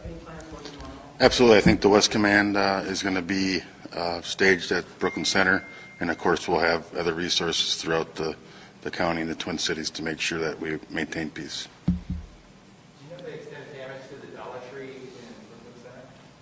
There was damage, yes. The extent of it? I don't know the extent of it. I think it was significant. Okay. And I couldn't hear, but did you say there's going to be a curfew tomorrow? Well, I can. Are there plans for a curfew tomorrow? I'm not sure. That would be through the mayor's or the governor's office. Thank you all. Thank you, everybody. All right, everybody, we will continue to bring you any updates that we can from Brooklyn Center, Minnesota. During the little video playback issue you saw there, it was actually our next guest. Joining us live is Ryan Pasiga, waking up bright and early with us again. Ms. Pasiga has been an expert on the Derek Chauvin trial while we've been covering it from gavel to gavel, but also in response now to this Brooklyn Center shooting as well. Good morning. How are you doing? Good morning. I'm doing well. Thank you. So yesterday, a judge denied a request by the defense to sequester jurors following the shooting of Dante Wright that happened on Sunday. The defense argues jurors could be influenced by potential unrest. Is that the case? Well, it is possible. I mean, we're just coming off of having a shutdown in our city last summer during the riots, and we went into a curfew last night, and that immediately myself took me back to last summer when we were going through that here.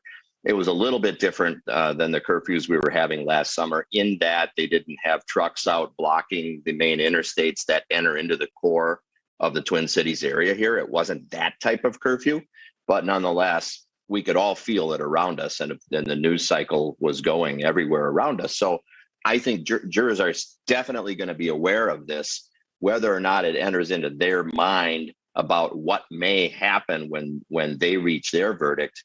The judge will remind them that their job is only to focus on the trial at hand and apply the law and the facts to the case, but they've got to be thinking about it to a degree. Ryan, what does sequester the jury mean?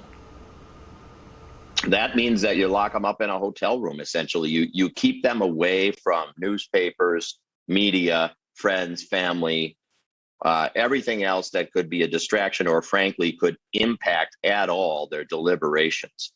So it's not done in many cases, but it is done in some cases. So after they begin to deliberate, the judge will have them in hotel rooms. And the only places that they'll be spending time is the courthouse or a hotel room. That will be it until they reach their verdict. Ryan, we hear all the time that jurors are, before they're even chosen, it's taken into account how much they've heard about the case, but then they're told, don't discuss it with anybody, not even your spouse, especially the media, don't watch any coverage of it. But without being sequestered, how do people know that none of that is happening? Sometimes jurors will tell on one another, frankly. That's the best information we have as lawyers, if there's what's called juror misconduct or something like that. But other than that, we really don't know. I mean, I suspect that there's always a portion of some jurors that just can't help themselves, whether it's looking on social media, looking at the media, driving out to the scene, or doing some of their own investigating on Google about laws or things like that, old news articles, you name it. So it's very hard to police it. It really takes one juror telling on another juror or something like that for us to find out about it. Now, you live in Minnesota. When police announced the cause of Dante Wright's death yesterday, what was going through your head? Well, so the first part was I didn't see the video yet, right? So we're wondering, of course, what happened here, and bracing, I think, for the nightmare scenario that perhaps this is an unjustified and aggressive shooting of a young minority male. And then the video comes out, and my initial reaction after the chief made the explanation that this was an accidental discharge is I was wondering, there's going to be a percentage of the population that believes that, perhaps based on what we're seeing in the video, and another percentage of the population that may not want to believe it, no matter what the facts kind of bear out. And so we're already sitting on a powder keg in Minneapolis. That's what's happening here right now. I mean, the timing of this incident, although it's characterized right now as an accident, couldn't be worse, frankly, because closing arguments are starting Monday here. And sure enough, I think the frustration in the room when the mayor in Brooklyn Center and the police chief there started to answer questions, it was palpable. The tension there, the feelings of that it was unjust, that there wasn't an immediate firing, that how can this happen from a relatively innocuous traffic stop and escalate to that sort of thing. I mean, you can cut the tension with a knife around here. That's the best way I can put it. We've been covering this extensively ever since it happened, and we just watched a story where a reporter compared old equipment, older tasers to handguns, to weapons, saying that some could understand how there could be confusion. Do you think that plays a role I think it does. I mean, I had to look myself, and I saw several other cases where indeed that apparently has happened in the past, where an officer has confused a taser for a handgun. You know, theoretically, we hear, okay, well, they put it on their dominant hand, their handgun, and that's how you don't make that mistake. But high stress situations, I suppose it can happen. I think we're still reacting like, how can that happen? But I don't know. The rest of the facts are going to have to come out in this situation. But I think that's only one of the problems, frankly, that people around here are concentrating on when they see this new case as a part of a bigger problem. As a criminal defense attorney, what do you think when you watch this body cam footage and hear that a 26-year veteran officer is the one who initiated the incident? Well, honestly, I'm torn. First of all, I don't think we have all the facts out. So I'd like to give her the benefit of the doubt, like I like to give anybody going through an investigation. And that is that we don't have all the facts. All right. And I'm not defending the actions or not. I don't think we have all of the information yet. But that being said, it appears from her actions right afterward that indeed she realized or thinks that she made a mistake. Now, I could be wrong about that, but it appears to me like she was shocked because she's seeing taser, and the next thing she knows something about, oh my gosh, I shot him. But that being said, I think what people are getting angry about is they're thinking, why was there a traffic stop for expired tabs? This warrant that was out for him wasn't particularly serious. But then on the other side, people in the community are saying, wait a minute, he squirmed away. If he would have just complied with the arrest, if he would have not have jumped back into his car, then these things wouldn't have happened either. So you have two separate camps, one saying, you know, why did this escalate to that point? And the other separate camp saying, well, if you just would have complied with something, it wouldn't have gone to this point. And at the end, at best, we have a tragic accident that is still going to cause a lot of strife and a lot of friction between different theories on how this ought to go at best. And at worst, perhaps we have another criminal charge coming for an officer and perhaps another divided community issue. Mr. Pasiga, one thing I wanted to ask you, the prosecution rested their case yesterday. Now the defense is expected to call witnesses in the Derek Chauvin trial. Do we have any indication who they might be calling? Well, I think they're going to call some medical experts to try to offset what the state has put in terms of the cause of death, and they're going to hit on these underlying issues, right? The toxicity with the drugs in the system, as well as the heart issue that was pre-existing. And perhaps we may also see someone with respect to the training that Chauvin had, whether it was warrior training or some other sort of training, where he would say this is consistent with the training that he had. And then, of course, we don't know yet if he's going to testify or not for himself. All right. Anything else that you'd like to tell me that I may have forgotten to ask? Well, I think as we zero in on this situation, I think there is a decent chance that he testifies, and that is because he's got to get the jury to see the case from his shoes. Why did he continue to have to kneel on the guy? Why did he feel like he was distracted by this crowd? Why did he feel like what he was doing was consistent with his training? And why did he think, when his co-officer said, should we roll him on his side, that he shouldn't do that? I don't know who else can bring that home for the jury other than Chauvin. So I think there is a chance that he testifies here. All right. Criminal defense attorney Ryan Pasiga joining us live yet again this morning on News Now from Fox. Thank you so much for your time. Thanks for having me. All right. Most of you are going to see a 2-minute commercial break. More News Now from Fox is next.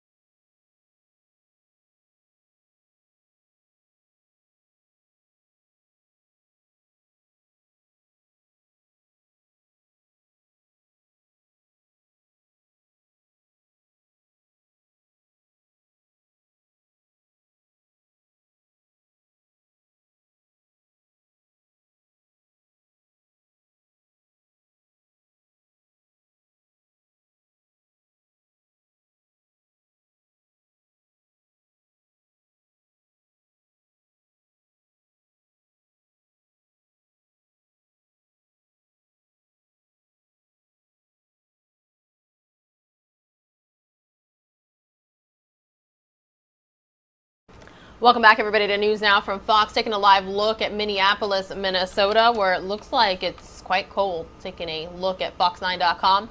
It's currently 34 degrees, and yes, it appears there's some ice, some snow, some precipitation in the area.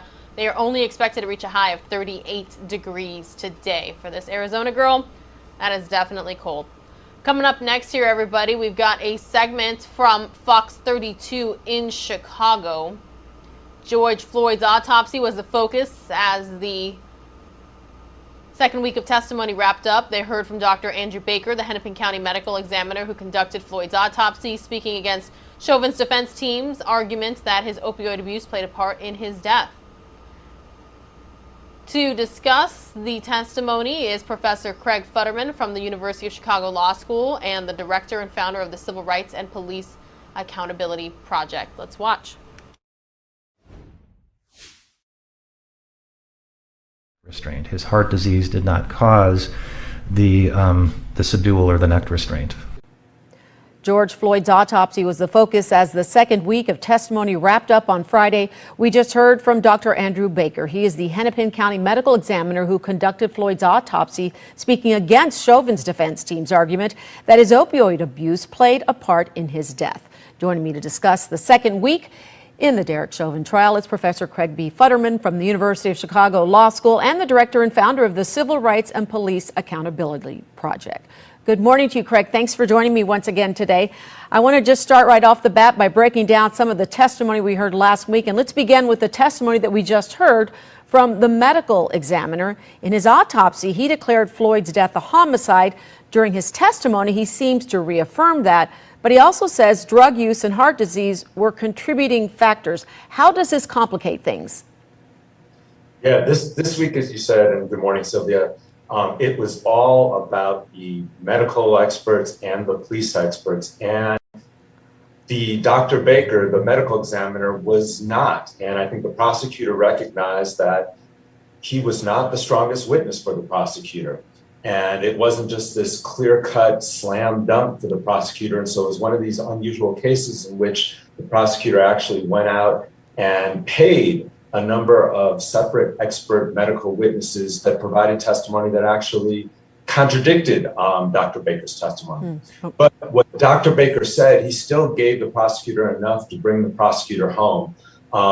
Dr. Baker said, at the end of the day, the main cause of Mr. Floyd's death was indeed the neck compression and restraints. But as you said, he also talked about that there may have been contributing factors like heart disease and like drug use, and talked about the fact that there was indeed fentanyl in the system. And indeed, probably one of the most hurtful things for the prosecutor, and one of the points that the defense scored, was some testimony of Dr. Baker, who admitted that if Mr. Floyd had just been found at his home with no other contributing factors, that he probably would have ruled that he died as an overdose. So yeah, he was the strongest witness for the prosecutor. And we're going to show that in just a minute. But next, let's talk about Dr. Lindsay Thomas. She is a forensic pathologist who helped train Dr. Baker.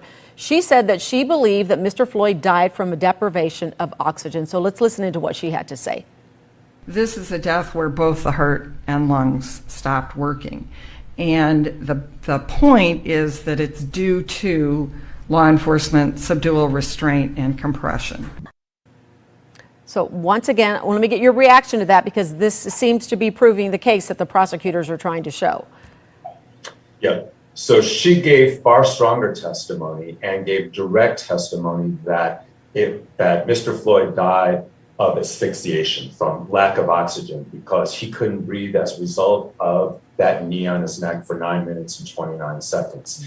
One of the things that I think is important about all this testimony is, and I think there's a fear a little bit by presenting witness after witness after witness on this, is that the prosecutor doesn't look like he's protesting too much. Because all the prosecutor has to prove under Minneapolis law, under the law in Minnesota, that Derek Chauvin's knee on his neck for 9 minutes and 29 seconds was a substantial cause of Mr. Floyd's death. The prosecutor doesn't have to prove that it was the sole or only cause. Okay, right. And everybody from Dr. Baker to the person who trained Dr. Baker, who you just heard from, testified that indeed the main cause, and indeed for some, the sole cause, was Derek Chauvin's knee on his neck. Yeah, I want to go back to what you mentioned earlier, but much of last week's proceedings from the defense focused, of course, on Mr. Floyd's drug use, which is going to appear that that's going to be their case. Defense attorney Eric Nelson used his cross-exam to push back on Dr. Baker's findings, as you talked about. So let's listen to what he had to say.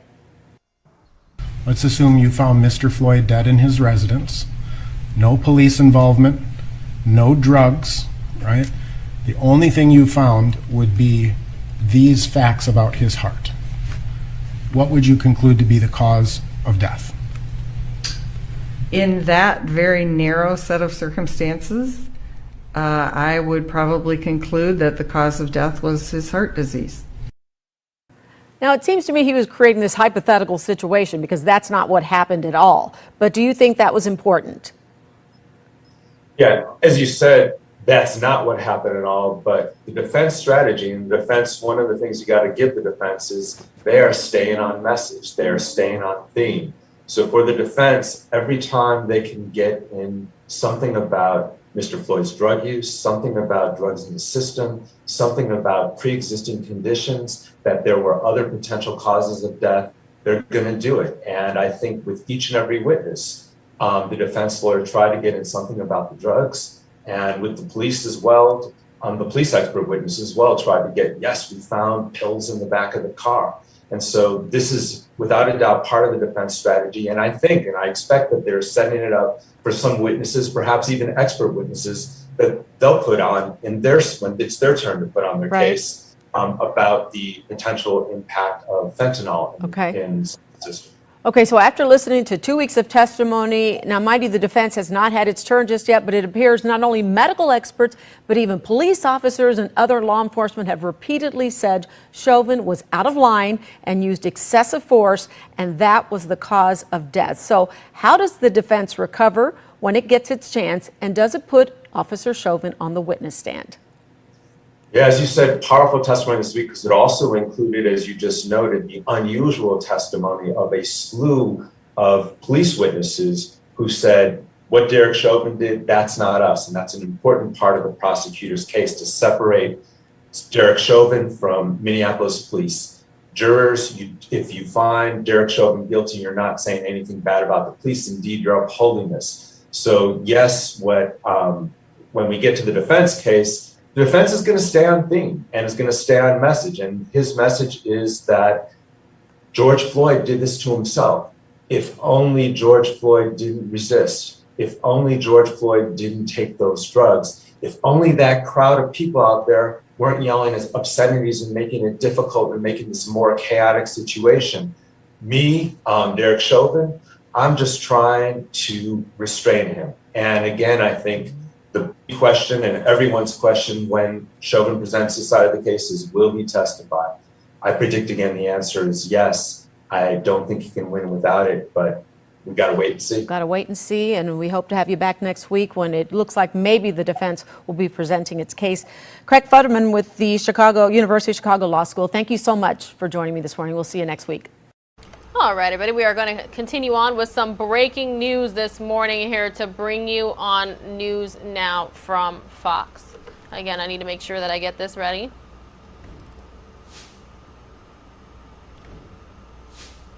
Breaking news alert this morning here on News Now from Fox in regards to the Johnson & Johnson vaccine. The Food and Drug Administration, FDA for short, together with the Centers for Disease Control, CDC for short, is recommending a pause in the rollout of the Johnson & Johnson COVID-19 vaccine after several instances of a severe blood clot in recipients. According to the FDA, there have been 6 reported cases of the rare and severe type of blood clot in over 6.8 million Johnson & Johnson COVID-19 vaccine recipients.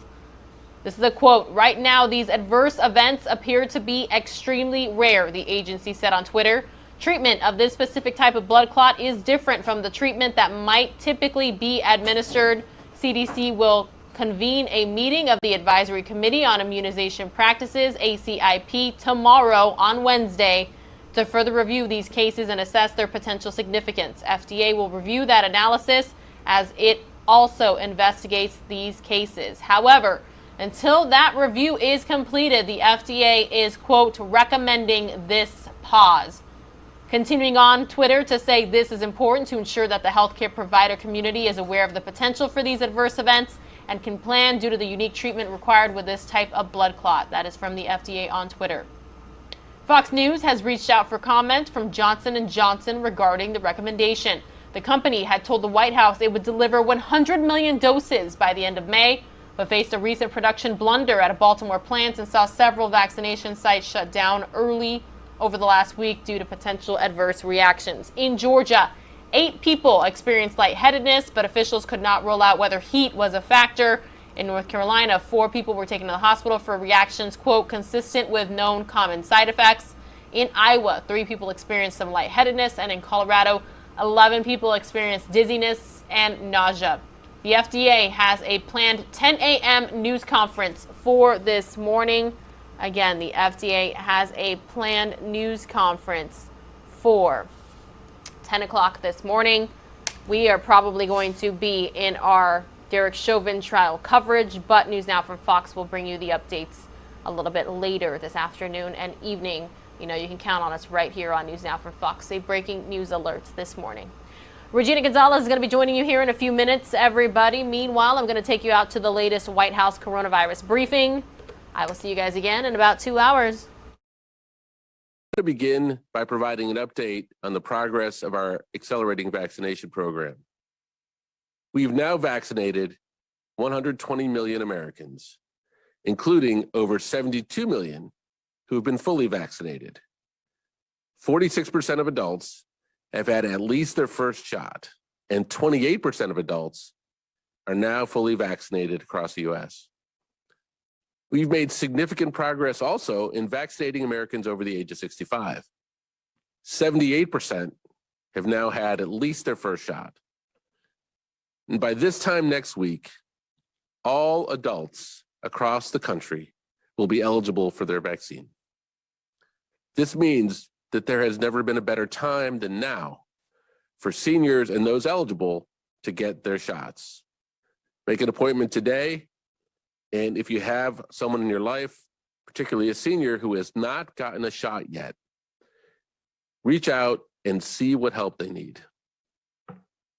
All this is happening because of the accelerated pace of the country's vaccination program. In the last 7 days alone, the U.S. has reported administering nearly 22 million shots. That's more than 8% of the adult population in a single week. While we're pleased with this pace, we are making even more doses available for administration. Over the last 3 weeks, we've sent out nearly 90 million total doses. Now, even with uneven supply from Johnson & Johnson, we are distributing vaccine supply to vaccinate well more than 3 million people per day. In fact, on Saturday, we reported 4.6 million shots, which is a record. We're administering shots at a record pace, and we're adding millions more each week, and we're continuing to work with states to ensure that each and every dose gets administered. And to provide even more capacity to administer all the vaccine supply we have, we are accelerating our efforts to put more vaccinators in the field and add more vaccination sites. So on this front, we're excited to announce today a new federally run mass vaccination site in Central Point, Oregon. On March 29, the president set a goal of adding at least a dozen new mass vaccination sites by April 19. Today, I can report that we are on track to meet the president's goal this week, ahead of schedule. And by next week, we will have opened a total of 36 mass vaccination sites with a combined capability of administering 124,000 shots per day. We're also increasing the number of pharmacies participating in the retail pharmacy program and working with community health centers to increase the number administering shots. The president set a goal on March 29 of expanding the pharmacy program to nearly 40,000 pharmacies participating by next Monday, April 19. Already, there are roughly 30,000 pharmacies in the program, and we're on track to have nearly 40,000 by Monday. And to date, we've deployed 8,500 federal personnel as vaccinators or to support vaccinations. This includes 4,400 active duty troops, and that number will grow to 6,000 active duty troops in the coming week. All of this work will help meet the president's goal of ensuring that at least 90% of Americans have a vaccine site within 5 miles of where they live by this coming Monday. At the same time, we're working with states to ensure that they are ordering the full amount available to them and efficiently distributing those vaccines to the places that need them. We want states to be ordering and administering shots as soon as doses are made available. From the start, we've been closely tracking the data on the state of the pandemic and vaccination effort in each state and territory. And in states like Michigan, where we are seeing troubling metrics, we are taking action by deploying resources in 4 critical areas: shots in arms, personnel, testing, and therapeutics. On shots in arms, we're working with states to accelerate the number of shots in arms. This means working with states, making sure that they're ordering up to their cap, using what they order efficiently, and utilizing best practices to meet the goals of speed and equity. On personnel, we've offered to surge federal personnel, including CDC response teams, to help with case investigations and contact tracing efforts, particularly for outbreaks in congregate settings. We've also sent more FEMA personnel to administer shots in arms across the state of Michigan. On testing, we're increasing the number of diagnostic tests sent to the state, assisting the state with setting up more testing sites, and helping pilot innovative approaches as part of the state's testing programs to monitor school sports. On therapeutics, we're prepared to send additional therapeutic capacity to the state as well. I want to close by reminding every American that we all need to do our part, and if we do, better days are ahead. We are working with states, tribes, and territories to accelerate the number of shots in arms we're administering, and we need Americans to do their part. Wear a mask, socially distance, and get vaccinated when it's your turn. So with that, let me turn it over to Dr. Walensky. Thank you, Andy. I'm glad to be back with you all today. And as is my usual, I will start with the data. Over the weekend, the CDC reported 75,000 cases and 81,000 cases of COVID-19 each day. As such, CDC's most recent data show the 7-day average for new cases has increased about 3% over the prior 7-day period to over 66,000 cases daily. Hospital admissions also continue to increase. The most recent 7-day average, a little over 5,300 admissions per day, is a 6.6% increase from the prior 7-day period. And deaths decreased 5.2% to a 7-day average of 684 per day. Vaccinations continue to increase, with the most recent 7-day average of over 3 million vaccines delivered daily, and a record high day on Saturday, as Andy mentioned, of 4.6 million doses administered in just one day. We are now 82 days into the 100-day mark and have administered more than 166 million vaccinations towards the president's goal of 200 million vaccinations in the first 100 days. I want to reflect for just a moment on this tremendous progress. And while we celebrate how far we have come and our collective efforts, we also have to hold ourselves accountable. Today, CDC is releasing 2 reports in the Morbidity and Mortality Weekly Report that underscore the need to address health inequities in our country, including in our vaccination efforts. The first report details trends in racial and ethnic disparities in COVID-19 hospitalizations across this country. Looking at data from March through December 2020, we confirmed the preliminary findings that were published last year. People from racial and ethnic minority groups are disproportionately affected by COVID-19, including being at increased risk for hospitalization. Within each region of the country, the proportion of patients hospitalized with COVID-19 was highest for Hispanic and Latino individuals. The largest disparities occurred early in the pandemic during April through July of 2020. Although these disparities have become less pronounced over time, as recently as December 2020, there were disparities among racial and ethnic groups in all 4 regions of the country, with the largest disparity among Hispanic and Latino patients in the West. Similarly, the second publication looked at emergency department visits for COVID-19 from October through December 2020. Data from 13 states show Hispanic and American Indian and Alaska Native individuals were 1.7 times more likely, and Black individuals 1.4 times more likely to seek care in emergency departments for COVID-19 related illness in comparison to white individuals. This information and the ongoing surveillance data we see daily from states across the country underscore the critical need and an important opportunity to address health equity as a core element in all of our public health efforts. These disparities were not caused by the pandemic, but they were certainly exacerbated by them.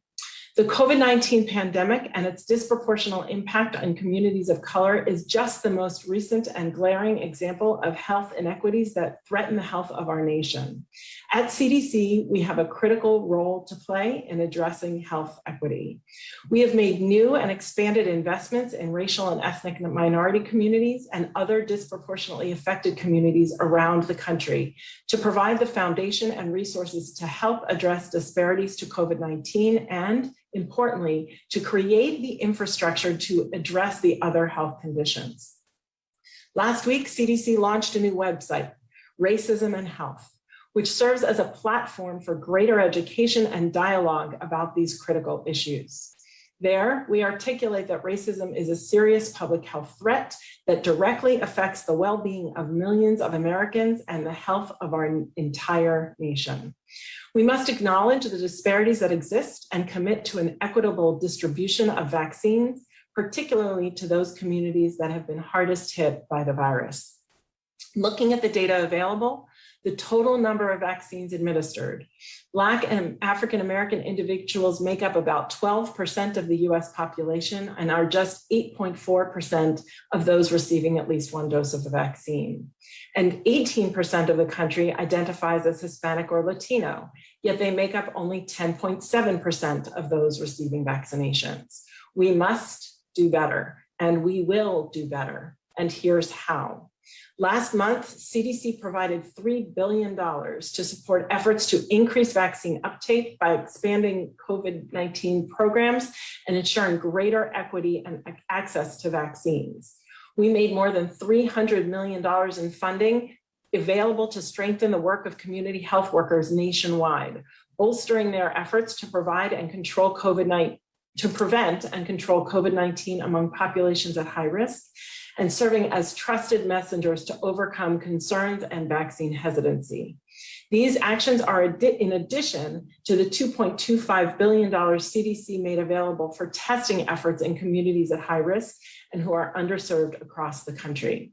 We will continue to support and expand these efforts, ensuring that as we do, this work will build bridges with communities that allow for ongoing engagement to improve long-standing health disparities, such as blood pressure management, mental health, childhood vaccination, and diabetes control. Our work to address these disparities will not be easy, but I know that together we can meet this challenge. Thank you. I'll now turn things over to Dr. Fauci. Thank you very much, Dr. Walensky. I'd like to spend a few minutes now talking about the concept of breakthrough infections. Could I have the first slide? I think it would be important to put this into perspective with some definitions. A breakthrough infection or a vaccine failure is when a person contracts an infection despite being vaccinated against it. We see this with all vaccines in clinical trials, and in the real world, no vaccine is 100% efficacious or effective, which means that you will always see breakthrough infections regardless of the efficacy of your vaccine. There's primary vaccine failure when the body actually doesn't mount an adequate immune response for a number of reasons. Could be immune status, health status, age, medications you're on, or something wrong with the vaccine, storage, delivery, composition. Secondary vaccine failure may occur when immunity fades over time. Now, a vaccine may fail also if a person is exposed to a new or a different strain or a variant. For example, influenza is the most common of this, which mutates rapidly and drifts genetically, generally from season to season. However, even if a vaccine fails to protect against infection, it often protects against serious disease. Next slide. If you look at these group of selected vaccines, take a look at the chickenpox through shingles, highly effective vaccines. If you look at influenza, even on a very good year, it's 40 to 60% effective. But let's drill down on that for a second. Next slide, because it really is important to COVID, which I'll get into in a moment. The benefits of the flu vaccine and the importance of partial protection. If you get vaccinated, no doubt you're less likely to get the flu.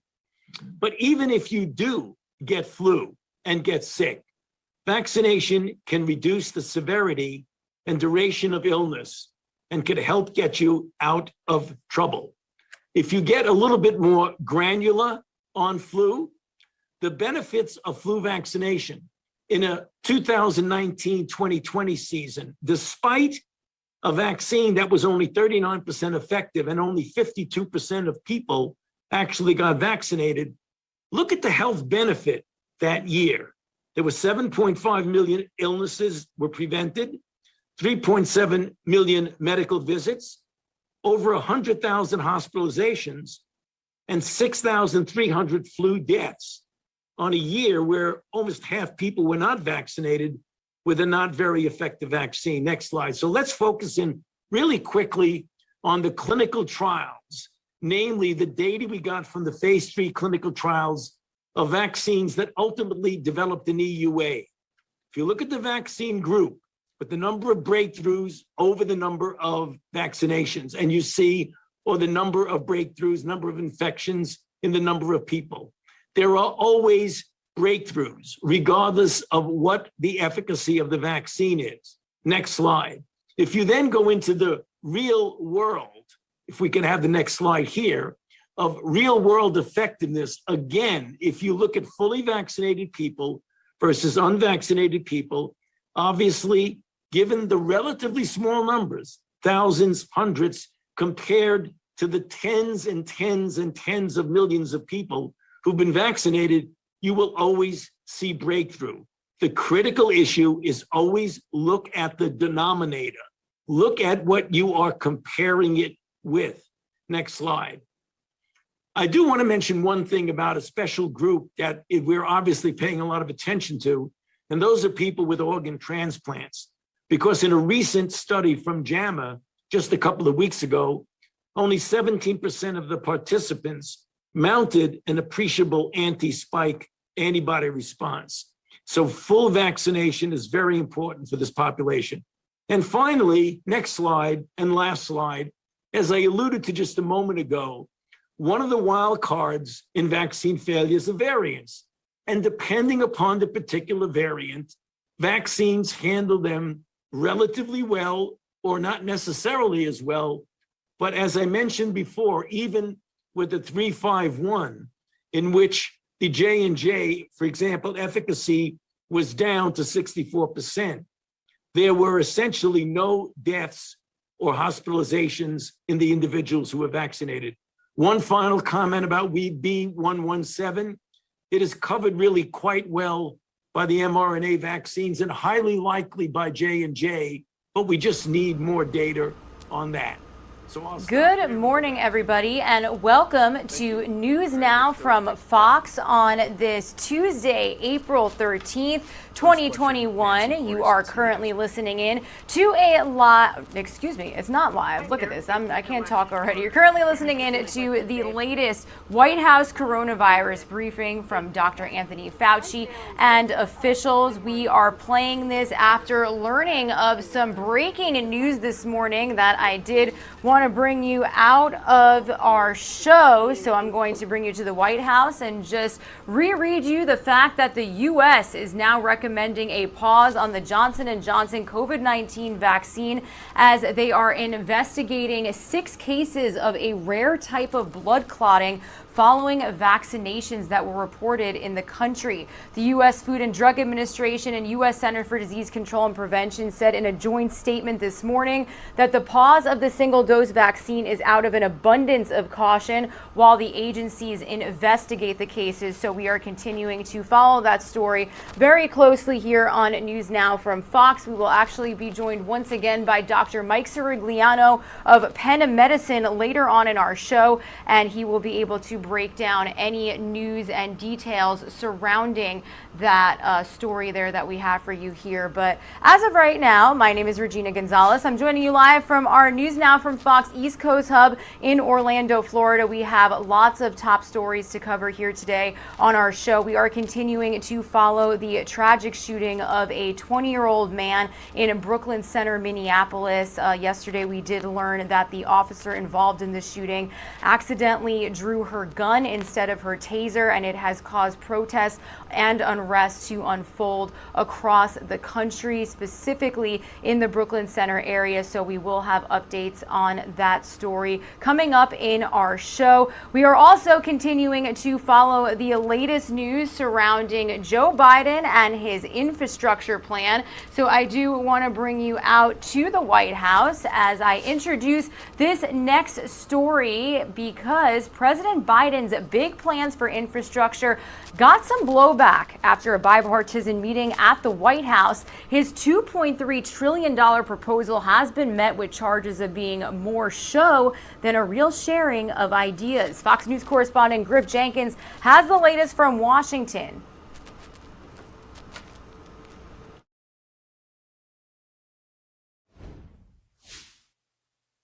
President Biden says he's serious about cutting a deal on infrastructure, and he says he's not about to let the U.S. get left behind. China and the rest of the world is not waiting, and there's no reason why Americans should wait. The president met for more than an hour with a bipartisan group of lawmakers, assuring them the gathering was not window dressing. One of those who attended, Republican Senator Roger Wicker, indicates he's open to negotiation. A lot of us want to do better this year on infrastructure than we have before.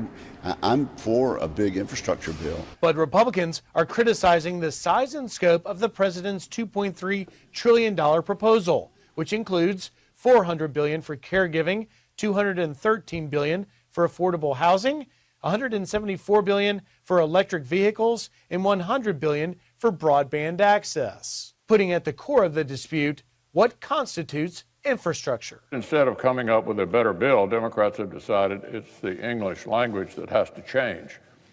They're embarking on an Orwellian campaign to convince everybody that any government policy whatsoever can be labeled infrastructure. As negotiations begin, the White House released a state-by-state breakdown of infrastructure needs like roads, bridges, and power grids. And the White House giving each state an infrastructure report card that most received C's and D's. In Washington, Griff Jenkins, Fox News. And joining us live right now to talk more on this topic is Fox Business contributor Gary Kaltbaum. Gary, how have you been? It's nice to see you. Pleasure to see you. Hope you're doing well. I am. Thank you so much for joining us. So we watched that story as a little bit of background, but basically President Biden is trying to negotiate his more than $2 trillion infrastructure plan. So to break down for people who really might not be familiar with everything in it, what is his plan? Well, it includes some roads and bridges, and unfortunately about 75% of it is other things. I just wish, and this is for both parties, and I mean that sincerely, I just wish they would look at us in the camera and tell us like it is, and don't treat the taxpayer as being stupid.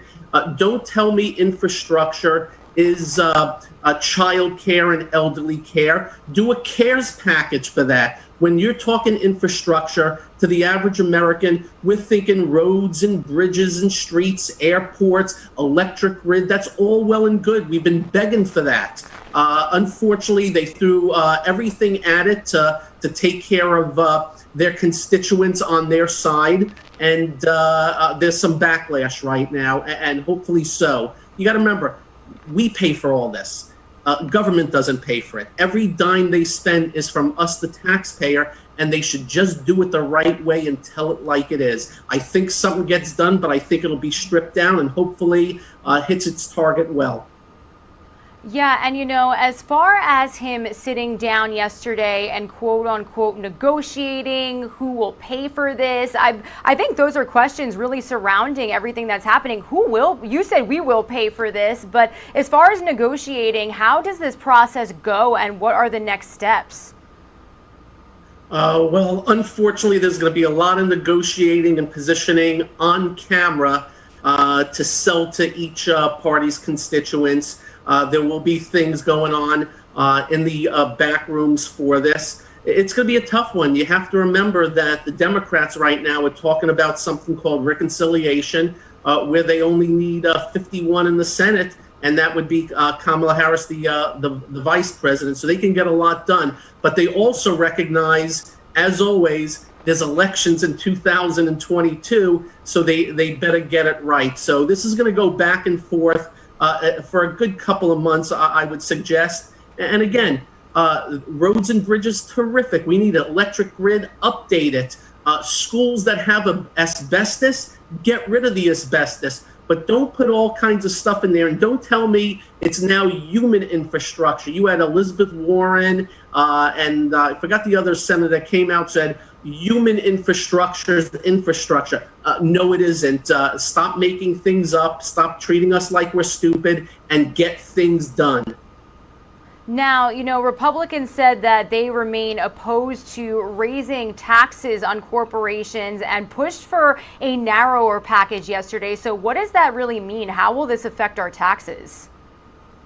Well, there's going to be a lot of taxes going up before the next election. You have to remember, it's not just them calling for corporate tax. They're also going to push through a higher marginal tax rate, an additional Social Security tax of up to 12.4%, and that's to be shared by employer. And if you're self-employed, you hit the whole thing. Now they're saying it's above 400,000 that they're going to do that, but we've yet to see the fine print. But leave no doubt, the amount of money that's in the economy right now will be less, and the amount of money in government's hands will be more over the next couple of years. It's just a matter of how much and who. First stop will be corporate tax rate. I don't get it in that we're in a pandemic still. You still have tons of businesses still out. You still have cruise lines, can't even cruise. You still have airlines, even though it's much better the last few weeks, still way below the old highs. I would wish they would table it, but I gather they recognize that they have only a limited amount of time before the next election, so they got to get things through. They're calling for 28%, up from 21. I have a sneaking suspicion it'll be 25%. That won't be the end of the world, but leave no doubt corporations are going to have to get in the boardroom and figure out how to move the little chess pieces based on that. Are we still in the very wee stages of this infrastructure plan? Do you plan on, and do you see anything happening within the next couple of days or near future as far as getting this thing going? It'll take a good 2, 3, 4 months. You got to go back and forth. There is one name out there that matters a lot. The most powerful man in Washington right now is probably Joe Manchin. He's the one vote in the Senate that's against the 28% on the corporate tax against the size of this, and he is a Democrat. So both sides of the aisle are going to be meet with him. He's going to be the most popular person right now in D.C. on both sides, and that's where I do believe that the numbers are going to move towards the lower end going forward, based on the fact he's quite the moderate, and some people say he's more Republican than Democrat. All right, Fox Business contributor Gary Kalbaum. Anything else we need to know about the infrastructure plan before we send you off? Well, a lot of it is a long time coming. Just remember that under the Obama-Biden administration, the $800 billion stimulus bill, they told us there were shovel-ready jobs for infrastructure, and I think a couple of roads and a couple of streets were fixed. Hopefully they mean business this time, because the fact is we do need some work, and it's a long time coming. It's been a failure of DC for the past 20 years. A lot of gums flapping on what they're going to do about infrastructure, nothing ever getting done. All right. Well, thank you so much, Gary, for joining us here on News Now from Fox. We really appreciate your insight. Thank you. Take care.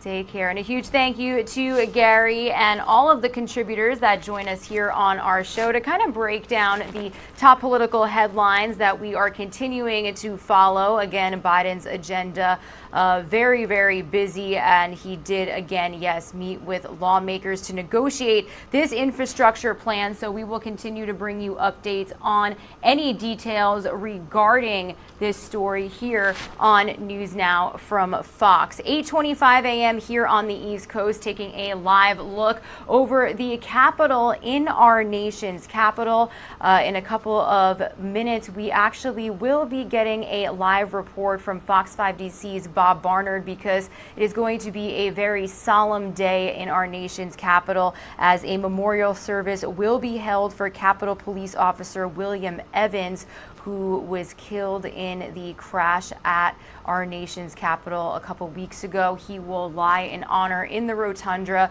and President Biden is expected to pay his respects. So we will bring you those live feeds here on News Now from Fox. We are trying to figure out how we will stream it, as far as being alongside with our coverage of the Derek Chauvin trial. So again, we will continue to update you here on our show. But as of right now, I do want to stick with President Biden's agenda. He did name his choice to head Customs and Border Protection yesterday. It came as Republican lawmakers got a tour of the southern border. Fox News State Department correspondent Rick Edson got an exclusive look at just what else is going on at the border.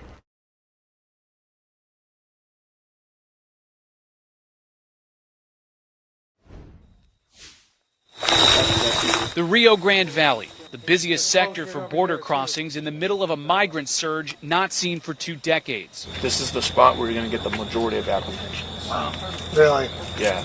But once again, double check with Sector. For the Rio Grande Valley? Or for the entire nation. The Melbourne area right here where they come in? Fox News joined this late-night walk exclusively through the southern Texas brush as part of a congressional delegation. Border Patrol agents telling Congress what they say they're seeing every night. Oh yeah, they're out there. There's probably 200 of them. The federal government says there's a more than 240% increase in apprehensions here in the Rio Grande Valley than at the same point last fiscal year. What's the most striking thing you've seen on your tour tonight? You know, I think we can really see firsthand the humanitarian crisis that we're seeing across our southern border. The numbers truly reflect that. Aside from the massive increase in apprehensions, Border Patrol agents say a major change, many more families. We've just run into our first families, 3 of them, all with small children, all with just looks of fear and anxiety, as Border Patrol encountered them here and told them to go move a little farther down the road where they'll be processed by federal officials. Specifically, a job for Customs and Border Protection. President Biden has nominated Tucson, Arizona Police Chief Chris Magnus to lead CBP.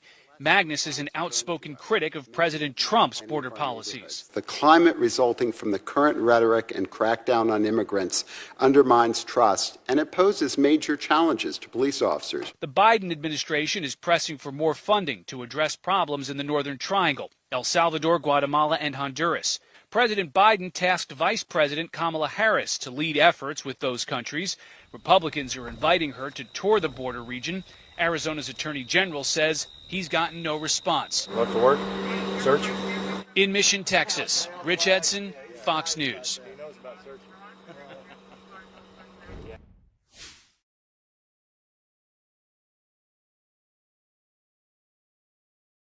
All right, thank you to Rich Edson for that report. Again, we will continue to follow all of the news surrounding the latest developments out of the U.S.-Mexico border.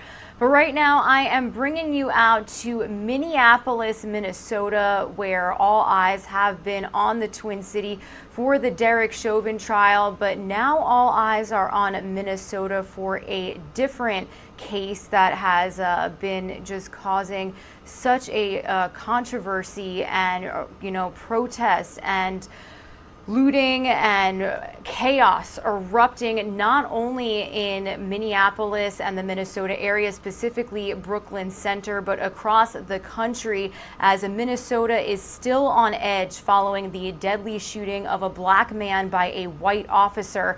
As protests enter their third day, police say several arrests were made overnight as businesses were burglarized and officers were injured during the chaos. Fox News' Gary Baumgarten has more on the demonstrations and how experts say the shooting may have been accidental.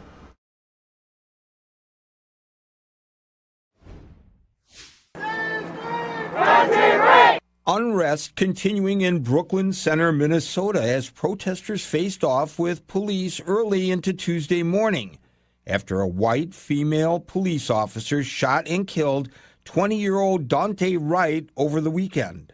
Authorities launched tear gas at the large crowds gathering outside the police headquarters as peaceful protests took a turn. Riotous behavior is just not going to be tolerated, and unfortunately tonight that is some of the things that we encounter. But as advocates continue calling for justice, law enforcement says that the shooting appears to be accidental, citing how the officer believed she was firing her taser as Dante Wright tried fleeing police custody.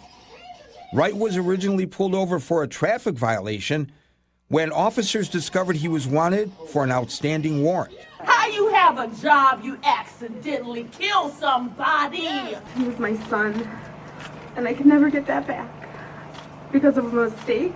Weapons experts say, although it's rare, confusing a taser with a handgun can happen. According to the Associated Press, incidents like this occur less than once a year, with 9 cases documented between 2001 and 2012.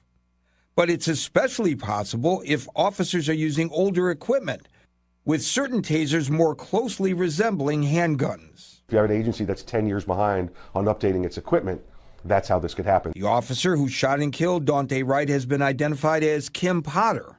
She's now on administrative leave. Gary Baumgarten, Fox News. All right, thank you to Gary for that report. Again, taking a live look over Minneapolis, Minnesota. I'm going to send some of you on a quick 2-minute commercial break. When we return, we're going to continue to stay on this topic and actually bring you some video from protests that have erupted across the country following the death of Dante Wright in Brooklyn Center. So stay with us. More news now from Fox will return in just a few minutes.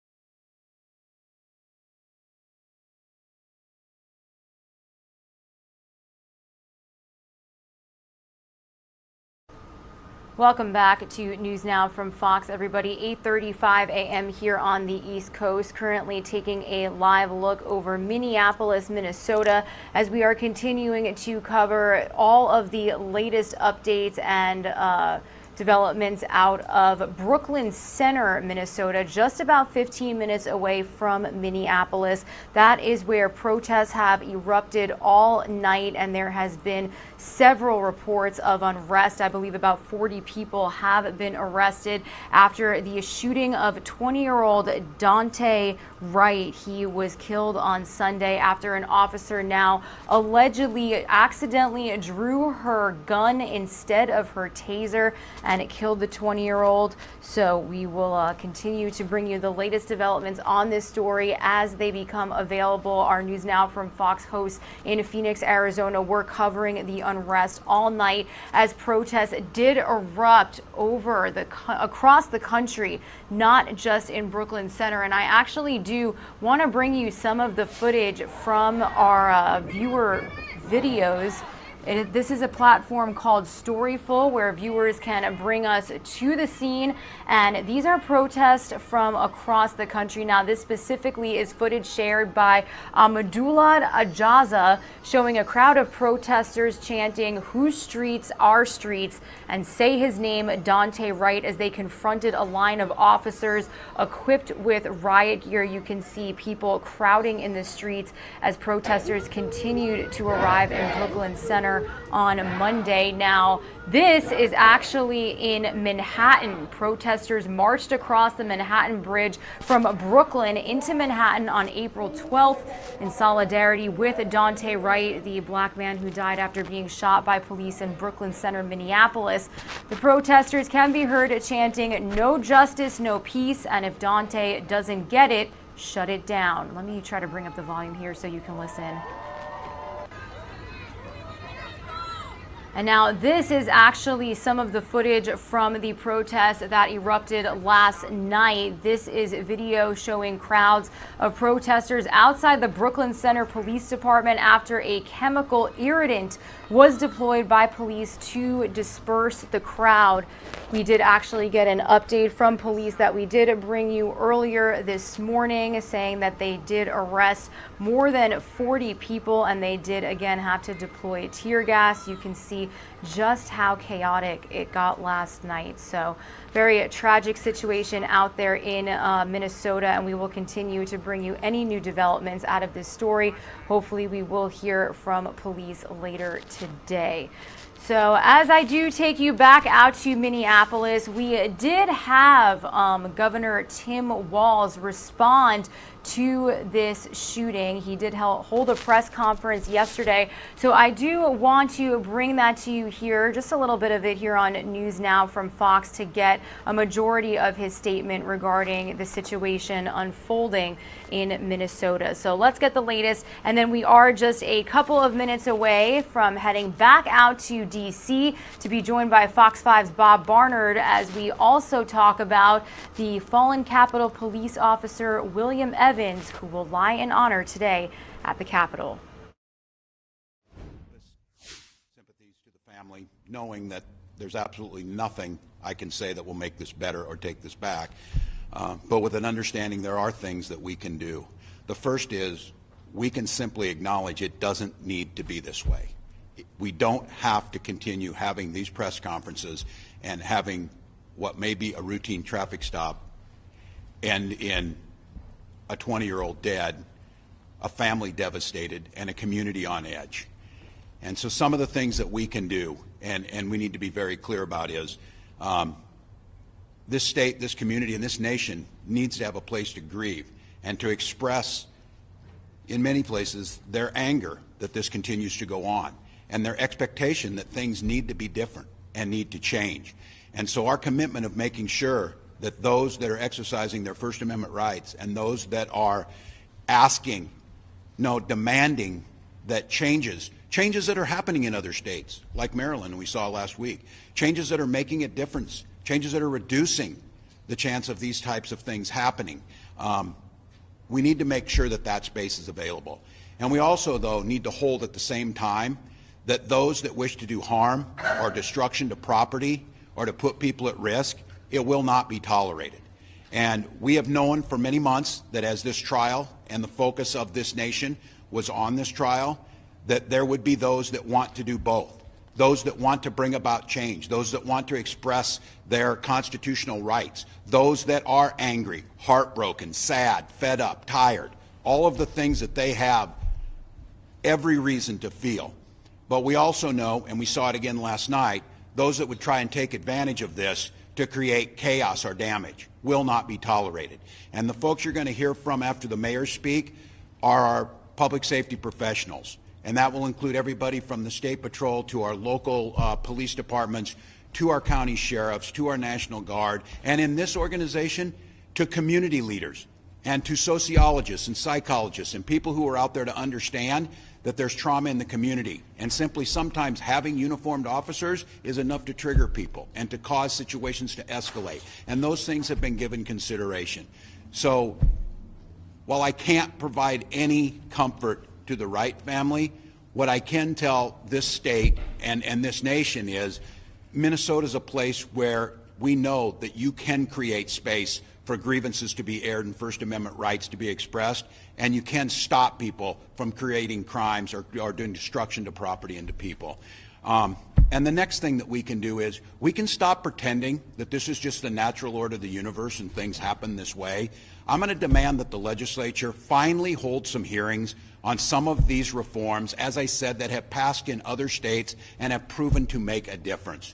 Things that are supported by both law enforcement and community members. Things that we know that would reduce the chance of a routine traffic stop escalating into a loss of life. There are things that can be done. There are proposals that are out there. There's proven remedies that can be put into place. But that will never happen if we don't at least hold hearings on these things. If we don't at least get ourselves into an uncomfortable position and do what this democracy is supposed to do and debate the hard things. So I'm calling on the legislature, and I will be calling them later. If we have time to talk about other things, you can certainly find time on your calendar to put things in place that make sure we don't have another Dante Wright laying on the streets of Brooklyn Center or any community in this state or this country. So those are things that we can do. Those are things that shouldn't be asking that much. Those are things that our communities demand of us. And I can tell you that angst and that trauma that people feel is exacerbated if they feel no one's listening or there's no place to express it. So our commitment with this group of folks that's here is to create a safe place for the community to have that conversation, to express what they want to see as changed, and then an expectation that our lawful system and our democracy will at least have the common decency to have a discussion on this and to put things forward that we know will make a difference. Those are the things that we can do. I spoke not more than several weeks ago from the old high school I used to teach at in Mankato, a place that 60 years ago Martin Luther King Jr. spoke at. And that was at a time when he was also calling us. We can either come together and fix this, or we can suffer together as fools. And we can continue to make this happen. Our time was made clear last May in Minnesota. Our time to get one shot at fixing it was there. And in the midst of this trial that the world's watching, the situation repeated itself yesterday. So this is a call to us again, to Minnesota and to the rest of the nation. We have the ability to reduce the chance of this happening. We have the ability to put things into place to make a difference. And we have the ability to hold two things at the same time. The ability to create a space for peaceful protest and a no tolerance for those who wish to do harm or do destruction. Those things can happen together. So I'm grateful for the folks who are here today.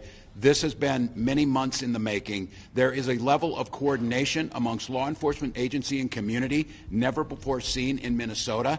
But I'm telling you, and you saw it yesterday, until we make the proactive change to do the things to prevent it, continuing to stand up organizations like we've done here to put out the fire after it's been lit will simply not work. So we can do this together. We can create the peaceful space. We can let justice be held in the Chauvin trial, and we can come together and demand that those who are in elected positions and who can make a difference are willing to listen and willing to make those changes. So I want to again express my deepest condolences to the Wright family, but make that commitment that those things that we can do, we will do. With that, I'd like to introduce Minneapolis Mayor Jacob Frey.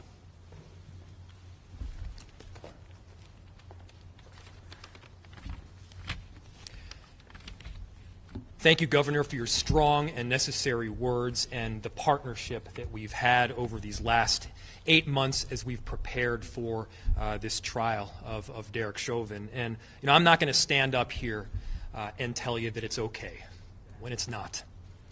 I'm not going to stand here and tell you that we all, city, county, states, nation, has made the necessary progress when we undoubtedly have not.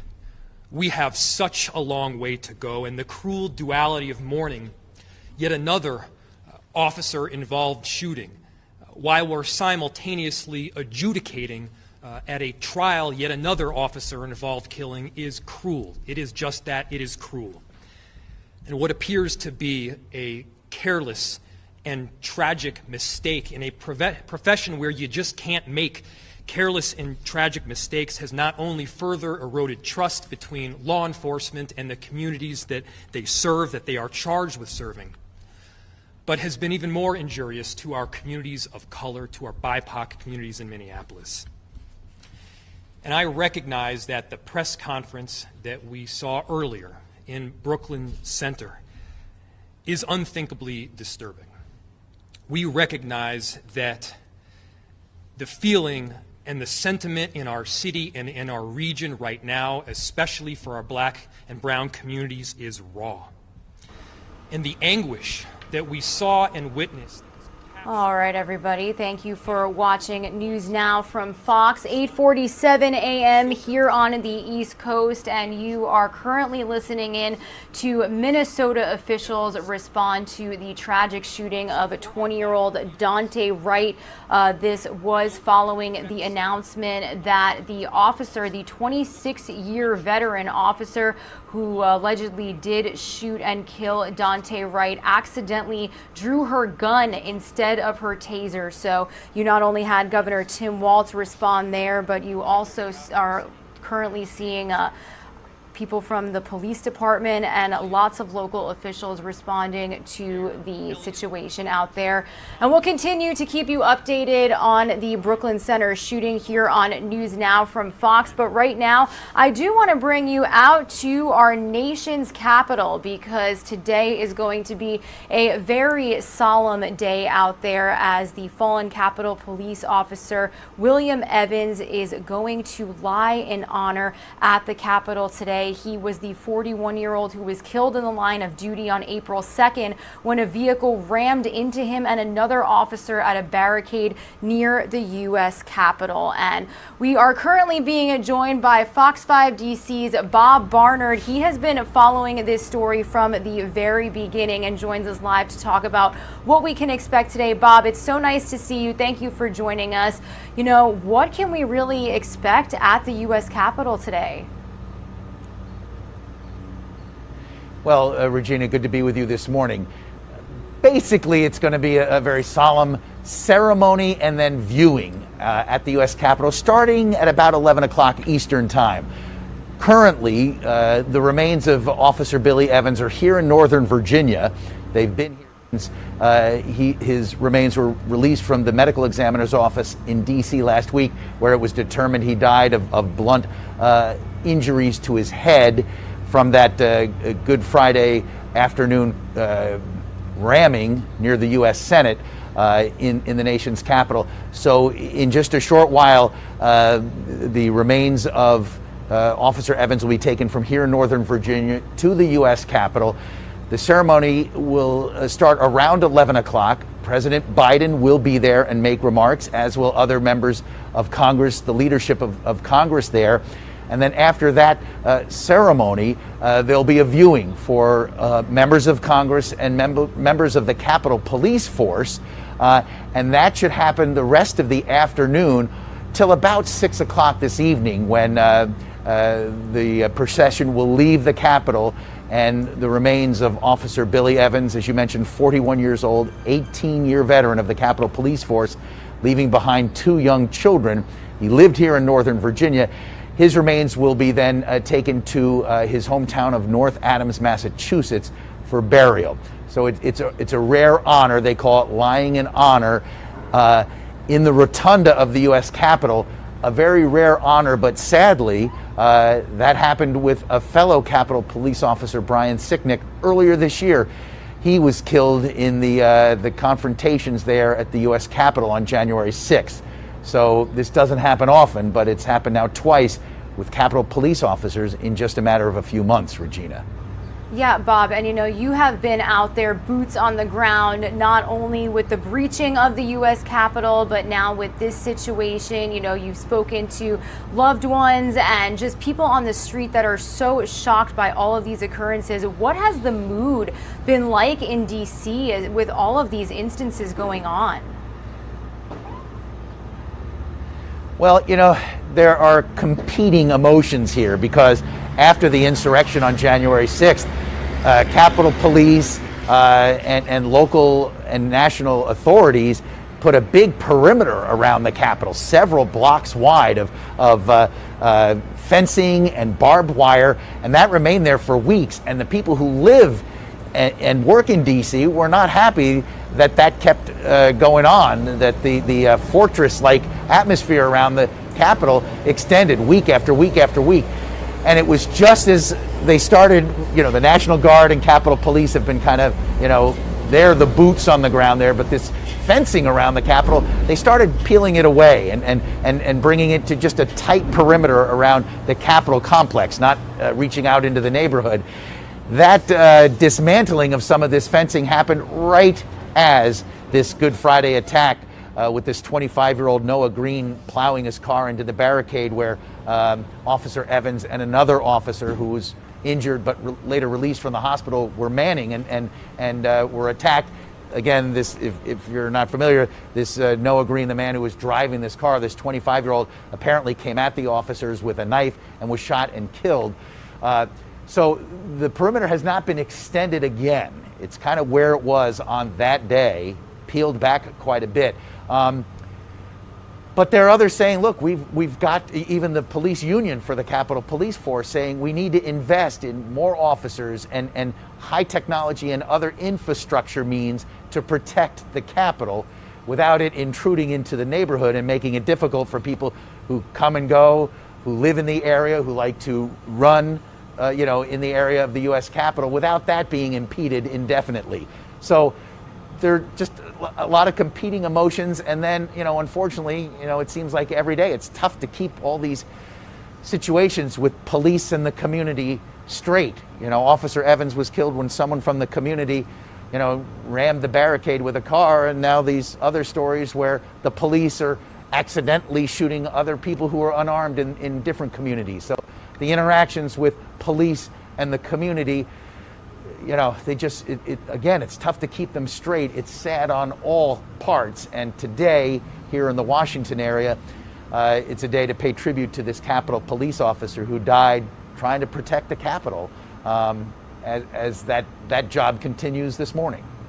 Yeah, absolutely. And Bob, we are taking a live look at the Capitol right now. It's a shot next to us right here on screen. So it does look like it is pretty calm there right now. Did you say what time is the procession and then the actual ceremony supposed to start, just for people who may be in that local area today? Sure. The arrival of the casket for Officer Evans is supposed to be at about 10:45 this morning at the U.S. Capitol, and then the casket will be brought up the steps and into the building. We expect the ceremonial part to happen at around 11 o'clock. And, I'll tell you, the morning after the insurrection, it was quiet up on the Capitol, and then they made it a fortress. It was quiet. Basically, no other real incidents, an occasional random protester riding a bike with a flag or what have you, but nothing else significant until Good Friday afternoon when Officer Evans was killed there at the Capitol, and then quiet again. It's been very quiet around the U.S. Capitol except for these couple of things that are breaking hearts and making the news. And that's why it's tough, because you want to make it safe. There are competing interests and thoughts on how to do that. Fencing, other, maybe softer means, non-scene ways to protect the Capitol and the people who work there. And they're still trying to work all that out. Primarily, it's been very quiet, as you see, around the Capitol. Absolutely. Well, Fox 5 DC's Bob Barnard, thank you so much for joining us for this segment. It's definitely going to be a somber day out there in DC. We thank you so much for your time. You bet, Regina. Good to see you.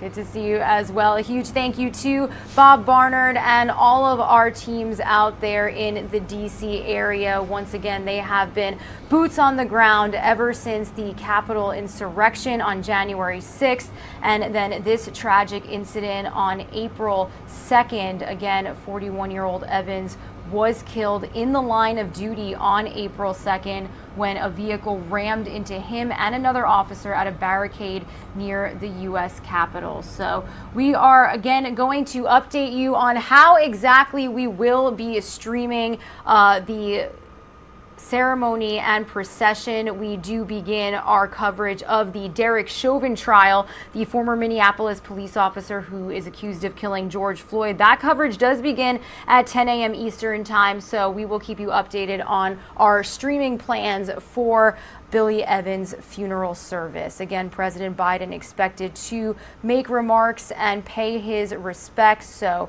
once again, stay with us here on News Now from Fox for those updates. I'm going to send some of you on a quick 2-minute commercial break before the top of the hour. I do want to let you know that we are on standby for a live press conference out of Tampa, Florida, where an 11-year-old girl who was missing has been reportedly found safe. So we are on standby for this event that is slated to get underway here at 9 a.m. So stay with us, everybody. More News Now from Fox will return after this short break.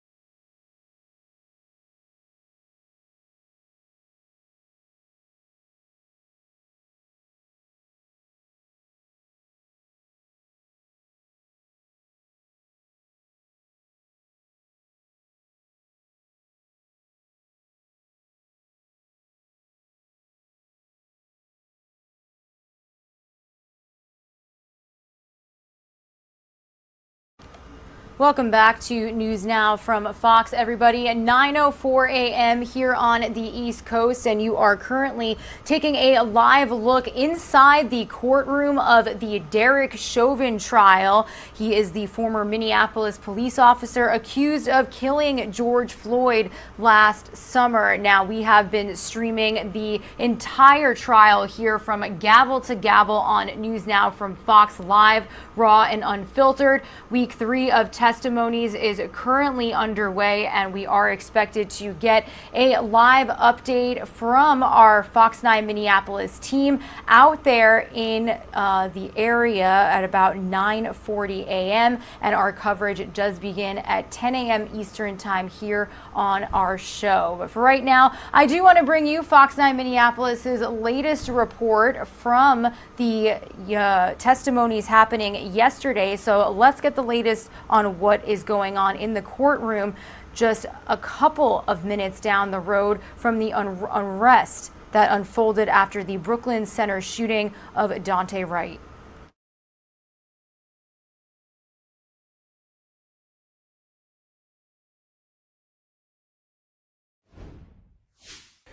Prosecutors wind down their case Monday in the trial of former Minneapolis police officer Derek Chauvin. The third week of testimony beginning with another medical expert. Prosecutors called a cardiologist to the stand who testified that Floyd died from a lack of oxygen due to being held down by police. Dr. Rich, do you have an opinion as to whether George Floyd would have lived if not for Mr. Chauvin's subdual and restraint of him for 9 minutes and 29 seconds on the ground? Yes, I believe he would have lived. Jurors also listened to emotional testimony from George Floyd's brother. He was so much of a leader to us in the household. Earlier in the day, Judge Peter Cahill declined a request by the defense to immediately sequester the jury following Sunday's fatal shooting of a black man by police just miles away from where George Floyd died. Brooklyn Center police say during a traffic stop, officers tried taking 20-year-old Daunte Wright into custody for an outstanding warrant when Wright jumped back in his car and an officer fired at him. The city's police chief says the veteran female officer intended to use her taser, not her handgun. Defense attorney Eric Nelson arguing jurors in the Chauvin trial could be influenced by any potential unrest that could happen as a result of their verdict. Ultimately, Your Honor, the question becomes, will the jury be confident to make a decision regardless of the potential outcome of their decision? The judge says he won't sequester the jury until next Monday when he expects closing arguments to begin. I'm Garrett Tenney, Fox News. All right, thank you to Gary for that report. Again, we will continue to air the Derek Chauvin trial live, raw, and unfiltered here on News Now from Fox from gavel to gavel. Our coverage from our sister station, Fox 9 Minneapolis, does begin at 10 a.m. Eastern time. And you heard today that the shooting of Daunte Wright did somewhat affect Eric Nelson's reports yesterday, asking Judge Peter Cahill on whether or not he thinks the jury will be influenced by the shooting that unfolded in Brooklyn Center, Minnesota on Sunday. So we will continue to bring you any updates regarding how the shooting of Daunte Wright could possibly affect the Derek Chauvin trial. But as of right now, Judge Peter Cahill did dismiss any claims or motions to really put the court in any sort of delay because of the Daunte Wright shooting. So meanwhile, we are continuing to follow the response from across the country following the Brooklyn Center, Minnesota shooting. I actually do want to bring you out to Chicago, Illinois right now, where Joni Lum has this next report from the Windy City on how local officials are bracing for any protests that may erupt due to the shooting of Daunte Wright. So let's get the latest from Fox 32 Chicago's Joni Lum.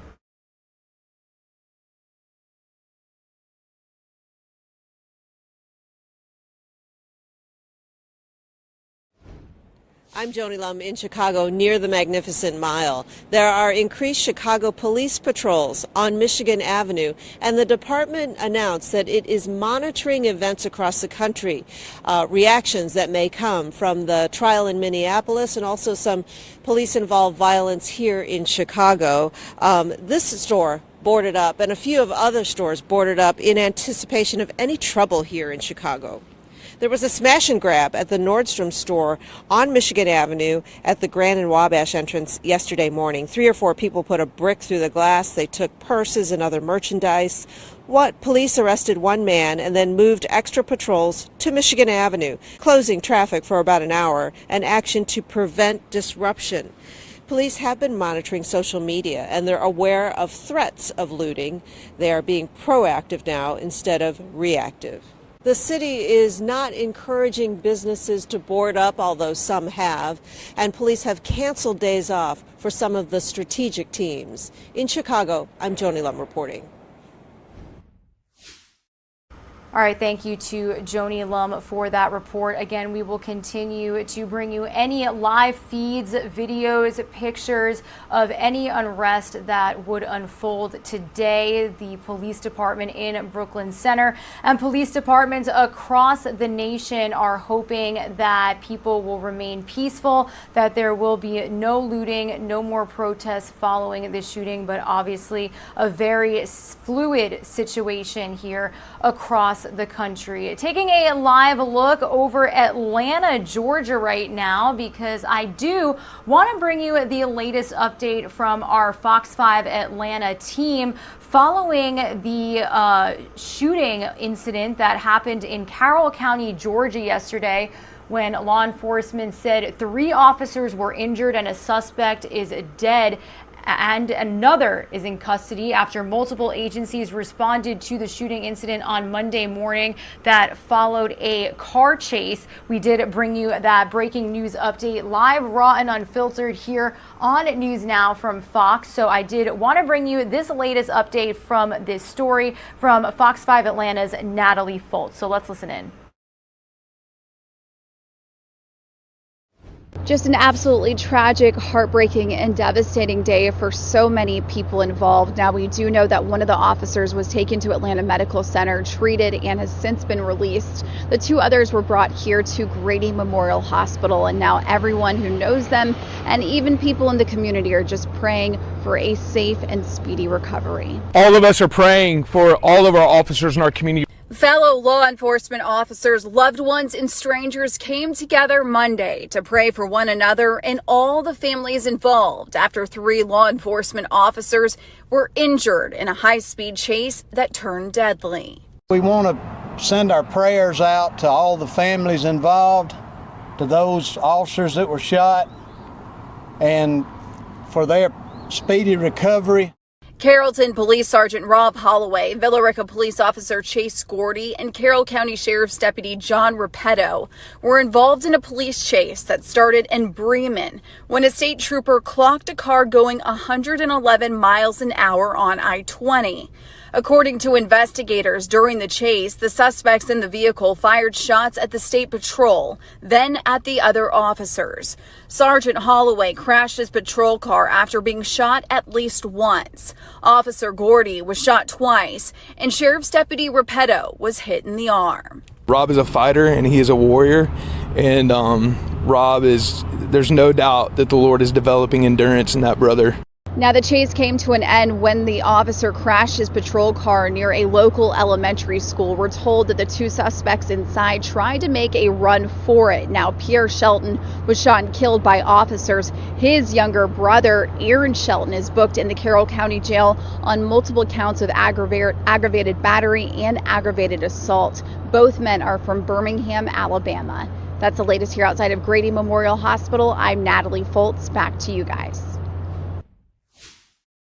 All right, thank you to Natalie for that report. A very tragic situation out of Georgia that we again did bring you an update yesterday here on NewsNOW from Fox. So we are glad to learn that the officers are going to be okay. And again, one suspect is dead and another is in custody.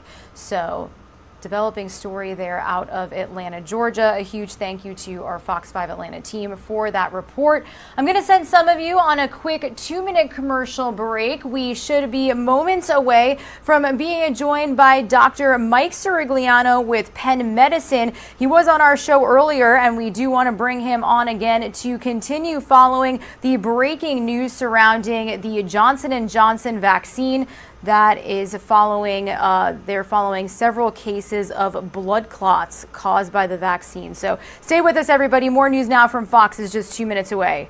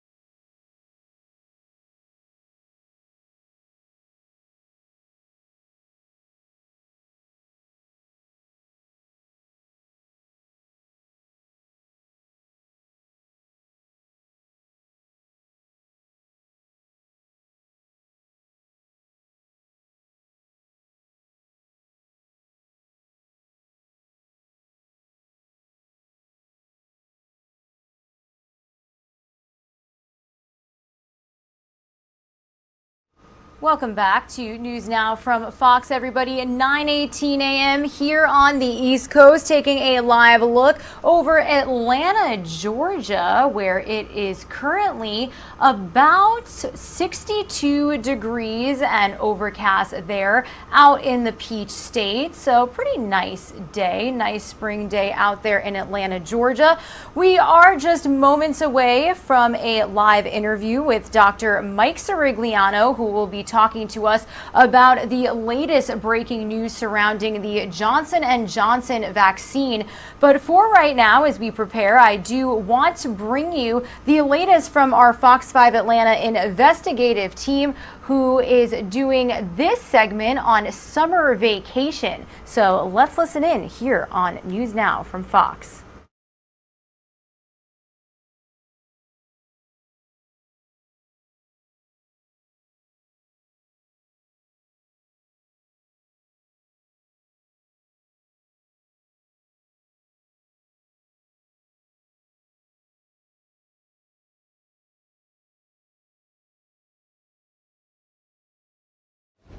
Well, this year's spring break was a way to dip toes into the possibility of real travel once again. And with millions of Americans vaccinated, families are starting to make plans. But while it's the beginning of normalcy, Fox 5 team's Dana Faust says we're not completely there yet, but we're getting there. Right, Dana? We are getting there, and I just traveled, and I have the travel glow, so we're getting close. You do. There. A sign of the new travel. I do. I just feel refreshed. But I got to tell you, a sign of the new travel season came when Delta Airlines announced that this is the last month they're going to be blocking that middle seat, and that means more folks can travel. For a long time, that middle seat has been left empty, and what it does is prevent passengers, strangers, from sitting side by side. The great news is a lot of Americans have decided to stay in the States to explore America rather than go abroad. Traveling abroad right now is a little trickier because of COVID tests needed to re-enter. So expect traditional American tourist destinations to book up, so make plans early. But here are a few things to prep for. Listen, if you're traveling by car, gas prices are expected to jump. The bottom line is this is supply and demand. Gas prices have been low because, well, we've been working from home. We haven't been traveling. Nobody's needed gas. This summer, families are hitting the road again. You got to make dinner reservations in advance. Many restaurants have closed permanently, and the ones that are still open, they have spaced seating in a lot of places, so there are fewer places to eat. Yes, masks, they're still the norm for right now, and so is hand sanitizer, but hang in there. We're getting to the nearing the end of this. Okay, so I want to go back to what you said about traveling. You did travel over spring break, so how was your experience, Dana? Yeah, it was great. You know, we went to the Grand Canyon, Nice. But I'll tell you, we struggled to find dinner reservations. Everything was booked. Restaurants do offer takeout now, even the nicer ones, and so it's fine. And not everything is open at every destination. You know, only one of the 3 entrances was open at the Grand Canyon. One's still closed because it doesn't open yet because it's still winter on the other side, but I'm not sure if that other one is going to open. Tours are taking fewer reservations because they need to space people out. We learned that the hard way. And not every state requires a mask for their restaurant workers, so you might walk in and see all your wait staff and the people cooking not wearing a mask. If that bothers you, you've got to keep that in mind. Okay. So that's a little bit of the rundown of the week we had, but I recommend seeing America again. Yeah, you know, it's kind of like what you said. It's the perfect opportunity to do that. How did everyone get along? I mean, that's a lot of time together. So I guess the family's still intact after all of that, Dana? The families were still intact, but we've been spending a year together in the house. And so, you know, a week together outside of the house. No big family blow-ups, couple skirmishes. That's normal. But, skirmishes. Man, it was good. I'm glad to hear it. I'm glad y'all had a great time and hopefully took some really good pictures as well. Well, thank you. Glad to have you back. Thank you.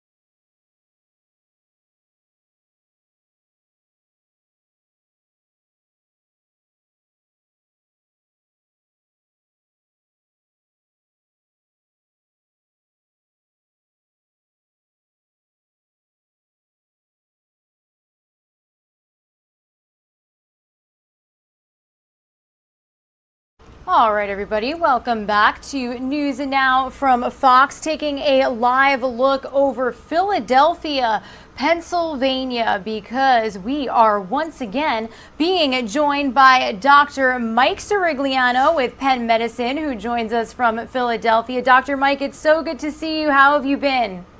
I'm doing fine, Regina. All right, well, we have to talk about the breaking news that we have just learned this morning. The FDA and CDC now recommending a pause on the Johnson & Johnson vaccine. What is going on and what is attributing to this decision?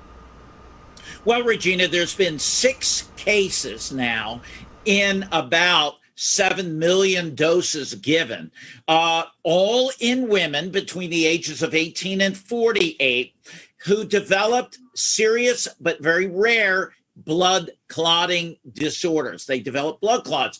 And although they're not my patients and I only know what has been published, the thought is they might have suffered from these blood clots called cerebral venous sinus thrombosis. That's where you get a clot in the brain, in the veins in your brain. Can be very serious. Now, this is just in an abundance of caution. They're shutting down the vaccine administration until the authorities, the experts, the Vaccine Advisory Committee gets together and looks at the data.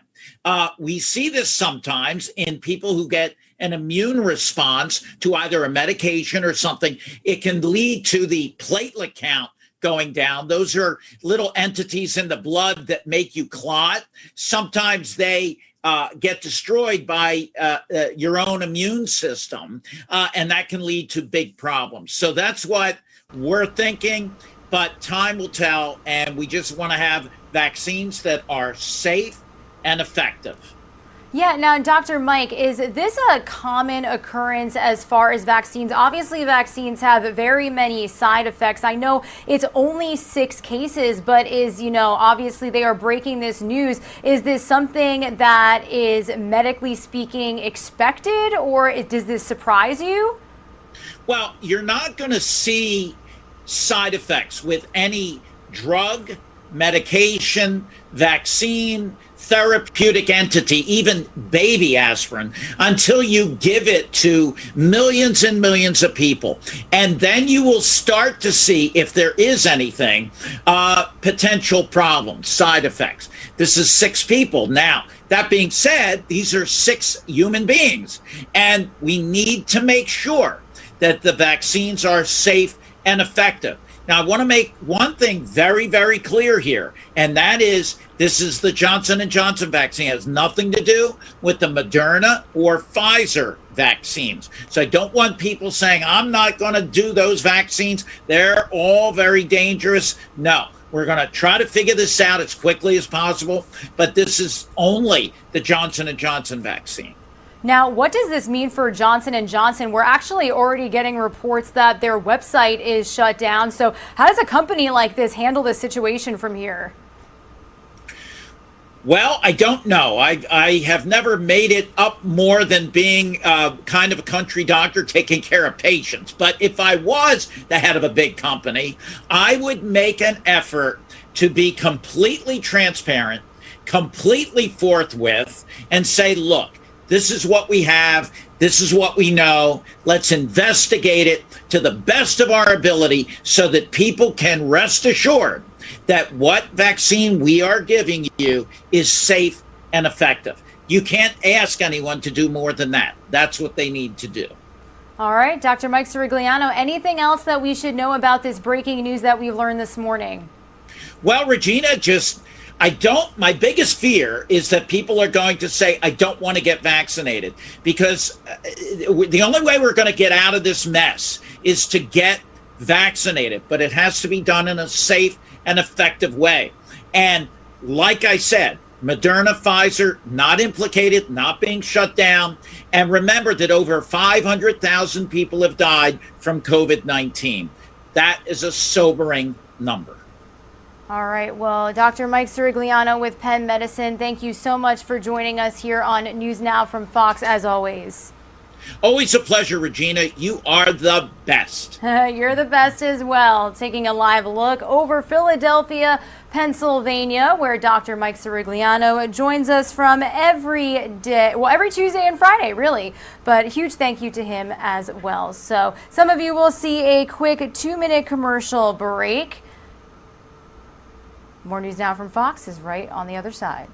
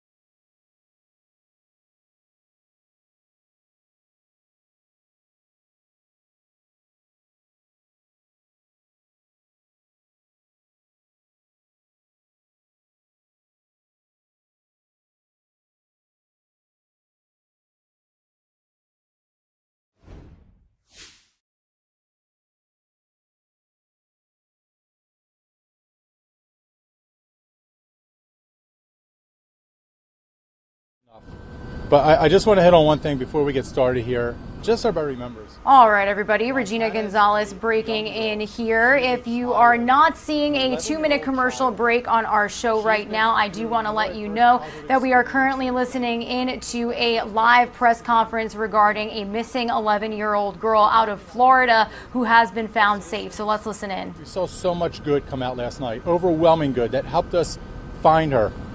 But unfortunately, I'm sitting there with detectives, I'm looking at some of the comments, and they're putting down this young girl because of her looks.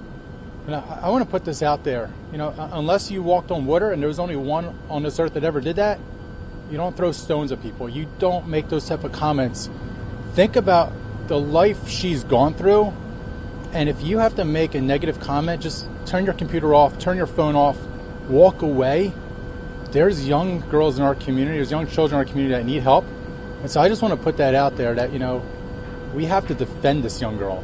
We have to protect this young girl. We have to hope the best for her future, and putting her down does nothing to help us. We've arrested numerous people so far in this investigation.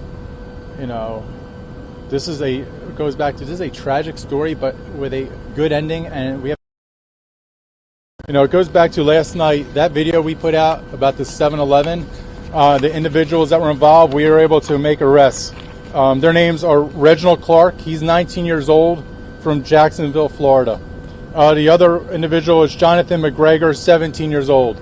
So the connection between Montana and these two individuals is that we believe it was online connection through social media. They connected through each other. We think there may have been other means. That's through our investigation. We're going to be looking that up, but we know there's online communication. It turns out, from the information we got yesterday from one of the students, was that Montana made contact with these individuals, said to pick her up at that location, which is right by her school. Both those two individuals, so far, those charges are interference with child custody, which is a felony. Last night we were able to, through those investigative leads, through those interviews, we were able to find out that, 11-year-old child in Montana was at the house of 22-year-old Luis Alberto Encarnacion. He is 22, his date of birth is 3/9/1999, and he's in Tampa. He was found by Pasadena Avenue. I want to thank the Tampa Police Department for their assistance, along with the Hillsborough County Sheriff's Office. I want to put this out there. In her mind, she's an 11-year-old child. And if you think of most 11-year-old kids, they have imaginations, they think of things. In her mind, she thought Lewis was her boyfriend. We all know that that's not real. That's not real that an 11-year-old has a 22-year-old boyfriend. What is real is that Lewis, this 22-year-old, acted like a predator on this little child. This is something that's societal. We have to fight against this, where adults, go after these young kids. They act like predators against these young children and lead them down a horrible path. So, you know, for her to make that statement, it's an 11-year-old child. These are kids that are playing on playground, you know, playing with toys, doing things, and this 11-year-old in her mind thought this. And I can only believe she thought that because in her life, with numerous adverse childhood experiences, she's looking for that rock to hold on to. She's looking for that stability. And I don't know, we're going through interviews now, but I'm just imagining that in her world, she thought that this was probably that one person that really loved her. But in reality, this is the predator that was going to use her. You know, I also want to clarify a couple things. You know, she does reside in Thonatasassa in Hillsborough County, but she goes to school in River Ridge. She's not in the custody of parents or any other family member. You know, we will be getting, you know, out the booking photos. We'll be getting out the arrests. I can tell you for Lewis right now, you know, the charges are pending. We're working right now to find out jurisdictionally where is the best avenue, the best path to go down. But, you know, for next steps right now, you know, I go back to there's the investigative part. We're working with that. The most critical part of this whole thing, you know, is working with Montana. Getting her the resources she needs, getting her the help she needs. You know, we can't as a society just turn around and say, oh, we found her, she's safe now. This girl is, for 11 years, her whole entire life, she's been going through one adverse childhood experience to another.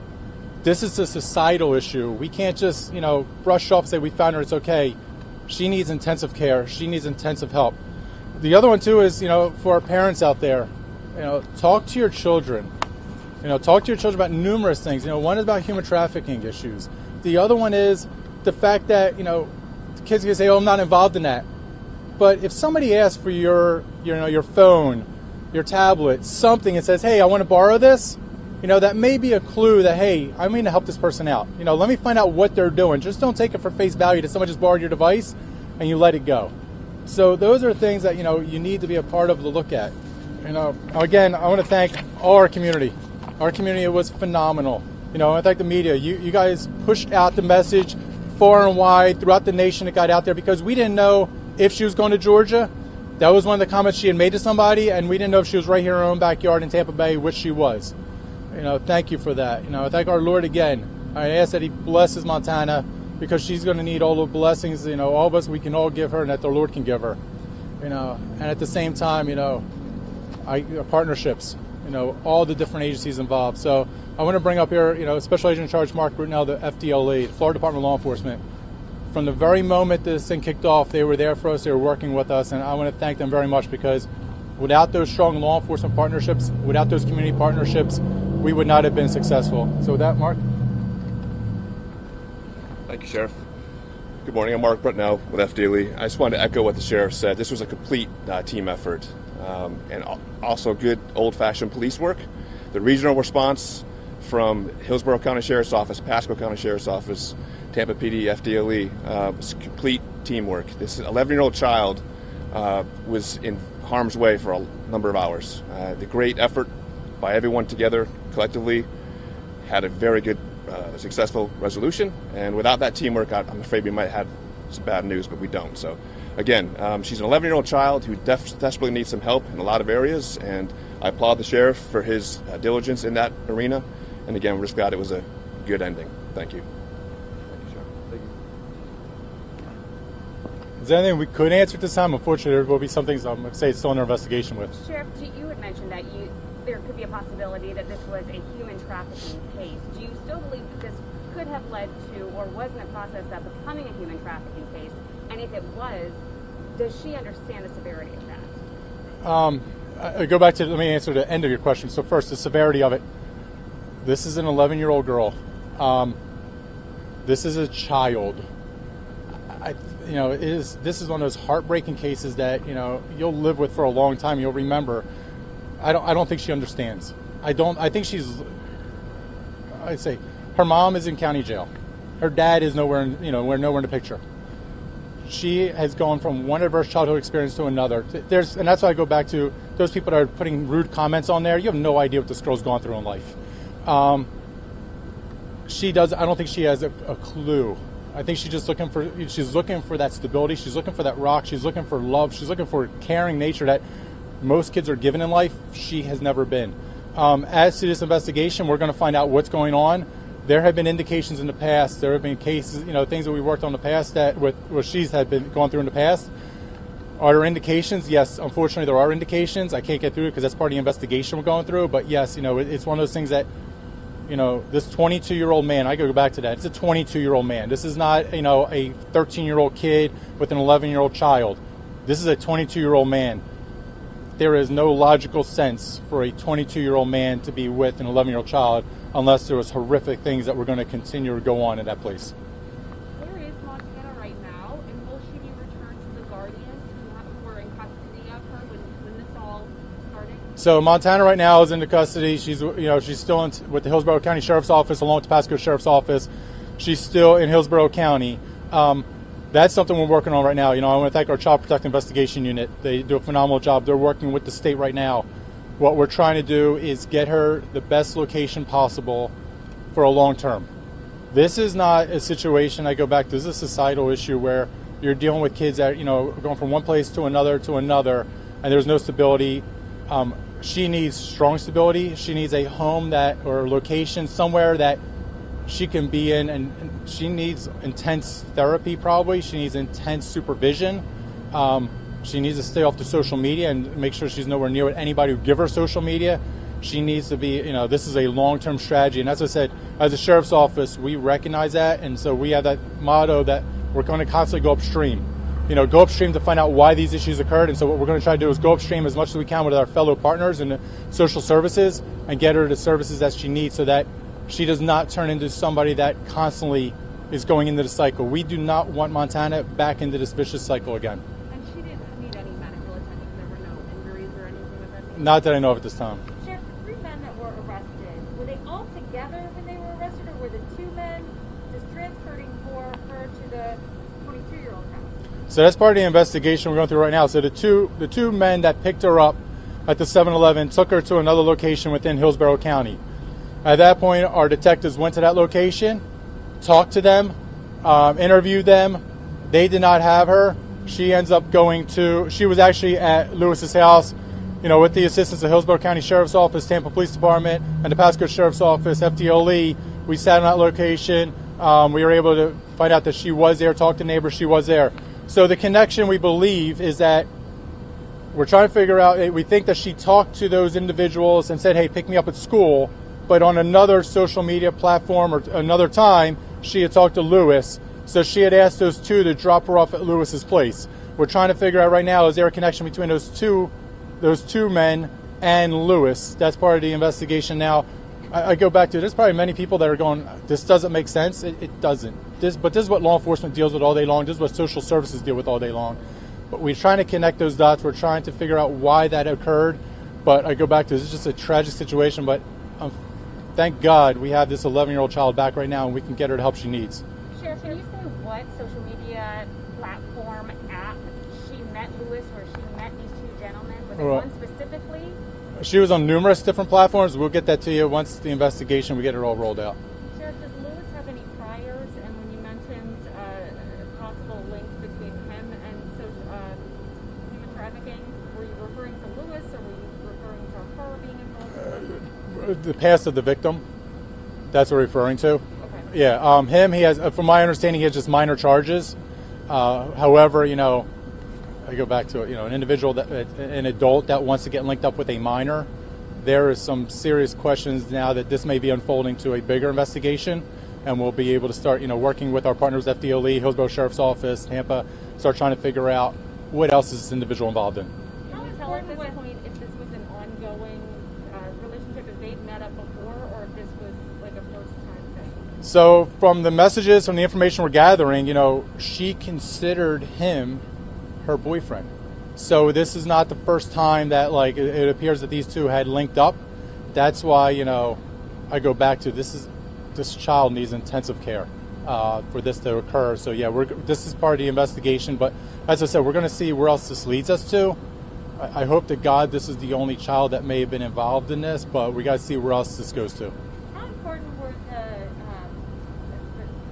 friends coming forward and giving you guys, how important was that in helping you guys get to the bottom of where she is? Yeah, and as I go back to our community, assistance from our community has been overwhelming, and that that is what was the glue that helped us put everything together. I think it's important, for parents, when you have those conversations with your kids, they're not in trouble. I get it. Kids are going to be like, I don't want to say anything. I don't want to get in trouble. I don't want to be the one that, gives up this information. And, it's not. You're actually, please explain to them that you're saving somebody's life. You're actually doing good. And your friend may not believe that. Your friend may, I get these kids are, with COVID, everything going on, the mental health and substance abuse issues are skyrocketing right now. And kids right now, there was a big aspect, the fact that they were at home for a long time. They started coming back together again, but there's still issues that are still have to be worked out. It's going to take years. But for those kids, they want to be accepted. They want to be okay with their friends. And for them, they probably feel like, oh, if I say something, it's going to, they're not going to be my friend and I'm going to be isolated. Well, have that conversation with them and explain that you're not isolating, you're not going to be separated, you're not going to be, a negative against you. You're actually saving this kid's life. And that's unfortunately what we need to see more and more in our society and our country, is that people need to stand up and do the right thing and step up and, put themselves in that position. If as parents we can start teaching our kids that now, we're going to be much better in the future because of it. All right. I appreciate it all. Thank you very much.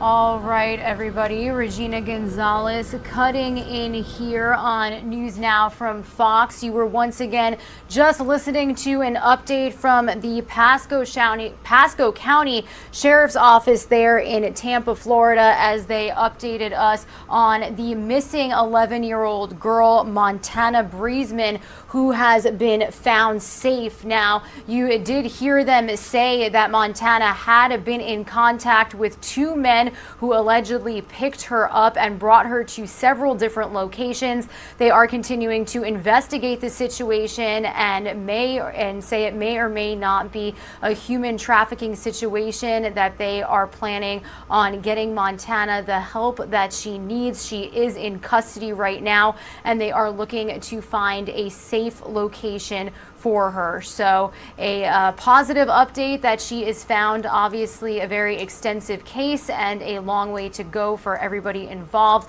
But again, the Pasco County Sheriff's Department updating us that the 11-year-old has been safe after she was the focus of a Amber Alert that went through last night into this morning. So we wanted to bring you that update here live, raw and unfiltered here on NewsNOW from Fox. It is 9:47 a.m.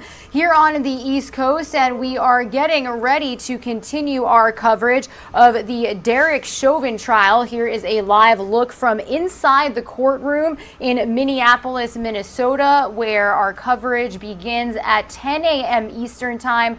We have been streaming this trial from gavel to gavel every single day. So we do wanted to update you that we will begin our coverage very soon. We are also on standby and learning that there will be an FDA update at 10 a.m. Eastern regarding the latest breaking news surrounding the Johnson & Johnson vaccine. So again, here on NewsNOW from Fox, we do have several live events happening around that time, and we will bring you updates on how exactly we will be streaming all of these important events. But as of right now, before we begin our coverage of the Derek Chauvin trial, I do want to bring you out to Palmetto, Florida, where we just had Governor Ron DeSantis make remarks on the Piney Point wastewater leak. This was a huge wastewater leak near the Tampa area that was affecting the surrounding oceans and causing quite a stir here in the Sunshine State. So I do want to bring you the latest update from Governor Ron DeSantis here on NewsNOW from Fox.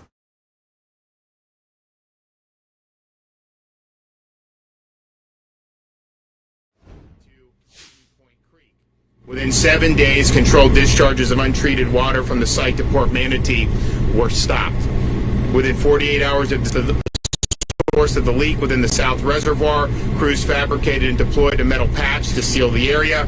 The repair remains sealed and will continue to be monitored. We want this to be the last chapter of the Piney Point story. So today I'm directing the Department of Environmental Protection to create a plan to close Piney Point. I've requested that DEP's team of engineers and scientists, who were obviously played an important role in this response effort, develop plans for the permanent closure of this site, including identifying necessary resources to do so. This will ensure the state is moving forward with a thoughtful scientific plan toward closure to avoid another chapter in this long history. The first step towards permanent closure is to ensure that we're ready to take the next step toward any necessary restoration and mitigation as quickly as possible. So today I'm redirecting 15 existing appropriations at DEP to be used for innovative technologies to pre-treat water at the site for nutrients, so that in the event that further controlled discharges are needed, any potential adverse environmental impacts such as algal blooms and fish kills are mitigated.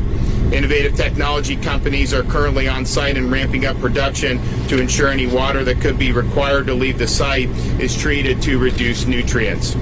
Rigorous water quality monitoring will continue so the state can assess any potential ecological impacts from this event. This data will be used by DEP as they move forward with enforcement to hold HRK accountable. And I'm further directing DEP to fully investigate the incidents here at Piney Point and to take any and all legal actions to ensure we hold HRK and any other actors fully accountable. State level to working with Manatee County and using our resources to deliver a permanent solution, the closure of Piney Point. I also want to thank the folks in the legislature. Once it became clear this is something that we finally need to just mothball, Senator Simpson stepped up and offered support. So I think you're going to see us take these initial steps, but I think you're also going to see support from the legislature. And so I want Senator Wilton Simpson, the Senate President, to come up and say a few words. Thank you. And yeah, and we're obviously glad to be here today and a disaster avoided. The governor and his team's done a great job. They are putting resources together until we can get an appropriation done. And working with Senator Boyd and the representatives from this area, we immediately said that, you know, what is going to be the ultimate need for closure. We're going to put together a plan. I believe this year we're going to appropriate $100 million for the initial funding, and by the end of the year we hope to get a full closure plan with a fully funded amount that may be required, and then the object would be to come back next year and have a fully funded plan. So we're very proud to be here today with the governor and his team, and the folks at DEP did a tremendous job, really a tremendous job doing in the last 2 weeks, making sure there was not a bigger disaster, and it's going to be their job to put this together. So working with Senator Boyd and the governor's team, we're looking forward to appropriating these dollars, and at this time I'd bring up Noah Valenstein from DEP. Thank you, President. Thank you again. My name is Noah Valenstein. I have the privilege of serving as the Secretary for the Department of Environmental Protection. First, Governor and President, thank you so much for your support to make sure that this is the last story of Piney Point and that this site is closed once and for all. Since we were on site and remained on site 24/7, our team of scientists and engineers have focused first on working side by side with the county and the Division of Emergency Management to ensure public health and safety. Next, our work was to minimize any impacts to the environment and carefully measure those impacts. And so we've had a team of scientists on every day since this began. To Piney Point Creek. Within 7 days, controlled discharges of untreated water from the site to Port. All right, everybody. Thank you for watching News Now from Fox. We did have just a little clip of that press conference that aired just moments ago, and we are actually working to get you the full presser right now, and I actually do believe that I have it here on News Now from Fox. That is the beauty of our show, everybody. We are live, raw, and unfiltered. Our hosts control the whole show, so let me bring you back out to Piney Point, Florida for the full remarks from Governor Ron DeSantis as they are now calling for the closure of the Piney Point wastewater plant following the chemical leak a couple of weeks ago. Manatee County government and the Board of Commissioners, I'd like to welcome and commend Governor Ron DeSantis for his decisive action, which has resulted in what you see taking place behind us and the rapid mitigation of the risk to Manatee County and our environment. Governor Ron DeSantis. Okay, thank you. Well, thanks a lot, Scott. It's great to be back in Manatee County. We've made good strides at the Piney Point facility since we were last here on Easter Sunday a couple weeks ago. The situation at that time had reached a critical stage, and it necessitated direct engagement from the state. And of course, we declared a state of emergency, not just for Manatee, but also Hillsborough and Pinellas counties, to ensure proper resources were available for response and for recovery. And as a result of the resources that were made available through the state of emergency and the rapid response of the Department of Environmental Protection, the Division of Emergency Management, and Manatee County, we've mitigated the imminent threat to public safety due to the instability of the stack system at this site. Agencies at the state and local level coordinated support for air, land, and water operations to respond to the event. The National Guard provided assistance with air operations by deploying 2 helicopters to assist with moving pumps and equipment at the site. DEP and DEM deployed 26 pumps and 10 vacuum trucks to the area, and Manatee County provided 2 vacuum trucks.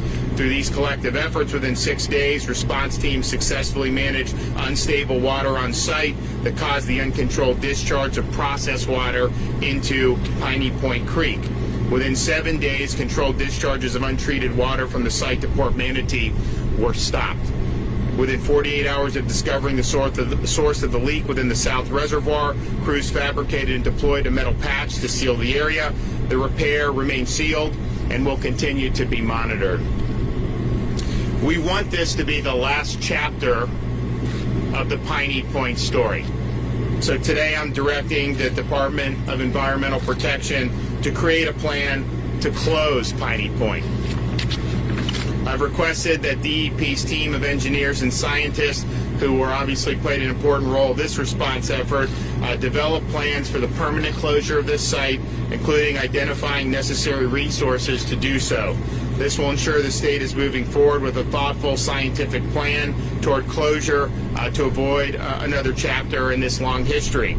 The first step towards permanent closure is to ensure that we're ready to take the next step toward any necessary restoration and mitigation as quickly as possible. So today I'm redirecting $15.4 million from existing appropriations at DEP to be used for innovative technologies to pre-treat water at the site for nutrients, so that in the event that further controlled discharges are needed, any potential adverse environmental impacts such as algal blooms and fish kills are mitigated.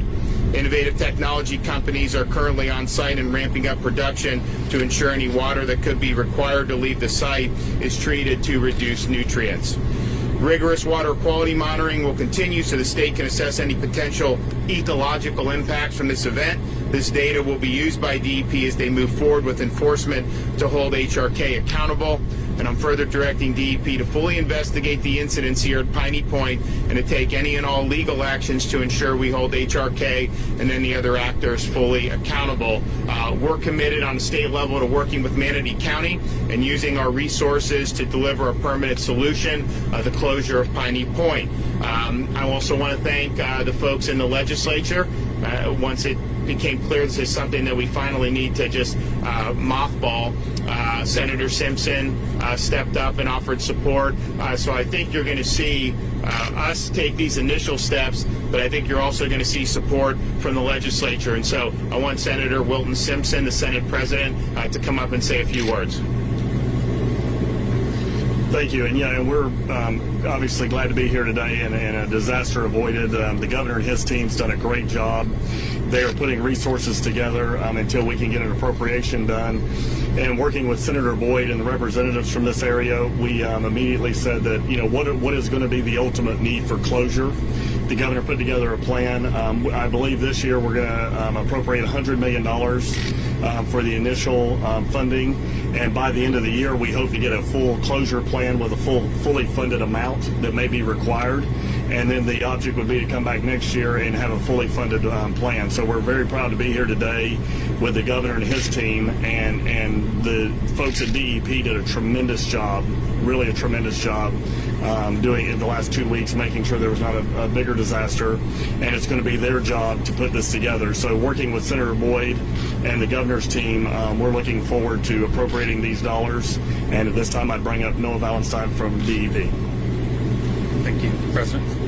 Thank you again. My name is Noah Valenstein. I have the privilege of serving as the Secretary for the Department of Environmental Protection. First, Governor and President, thank you so much for your support to make sure that this is the last story of Piney Point and that this site is closed once and for all. Since we were on site and remained on site 24/7, our team of scientists and engineers have focused first on working side by side with the county and the Division of Emergency Management to ensure public health and safety. Next, our work was to minimize any impacts to the environment and carefully measure those impacts. And so we've had a team of scientists on the water every day since this began to make sure that we had baseline samples, and we're collecting. All right, everybody, if you're just joining us here on News Now from Fox, we are going to join Fox 9's coverage of the Derek Chauvin trial here at the top of the 10 o'clock hour. And then we will also be ending our current YouTube stream and starting a new one with this full coverage. Gavel to gavel today, right here on News Now from Fox. Hi from downtown Minneapolis with the latest. Paul. Yeah, good morning, BC, from the Media Center across the street from the Hennepin County Courthouse. A couple things that are on my radar this morning. As you mentioned, the state expected to rest. We do believe the University of South Carolina use of force and national policing expert Seth Stoughton late yesterday was their final witness. If you did tune in at that point, you noticed they did not formally rest their case. Typically a side might want to sleep on it, make sure they got all of the witnesses in. There's also tends to be some bookkeeping matters, getting the judge to accept all the exhibits for the jury's needs come deliberations. So I expect some kind of paperwork, bookkeeping issues right away. So look for that. And then formally the state will rest its case. Our understanding at this point, there are no further state witnesses. Of course, do remember though, once the defense enters its full case, the prosecution will have a chance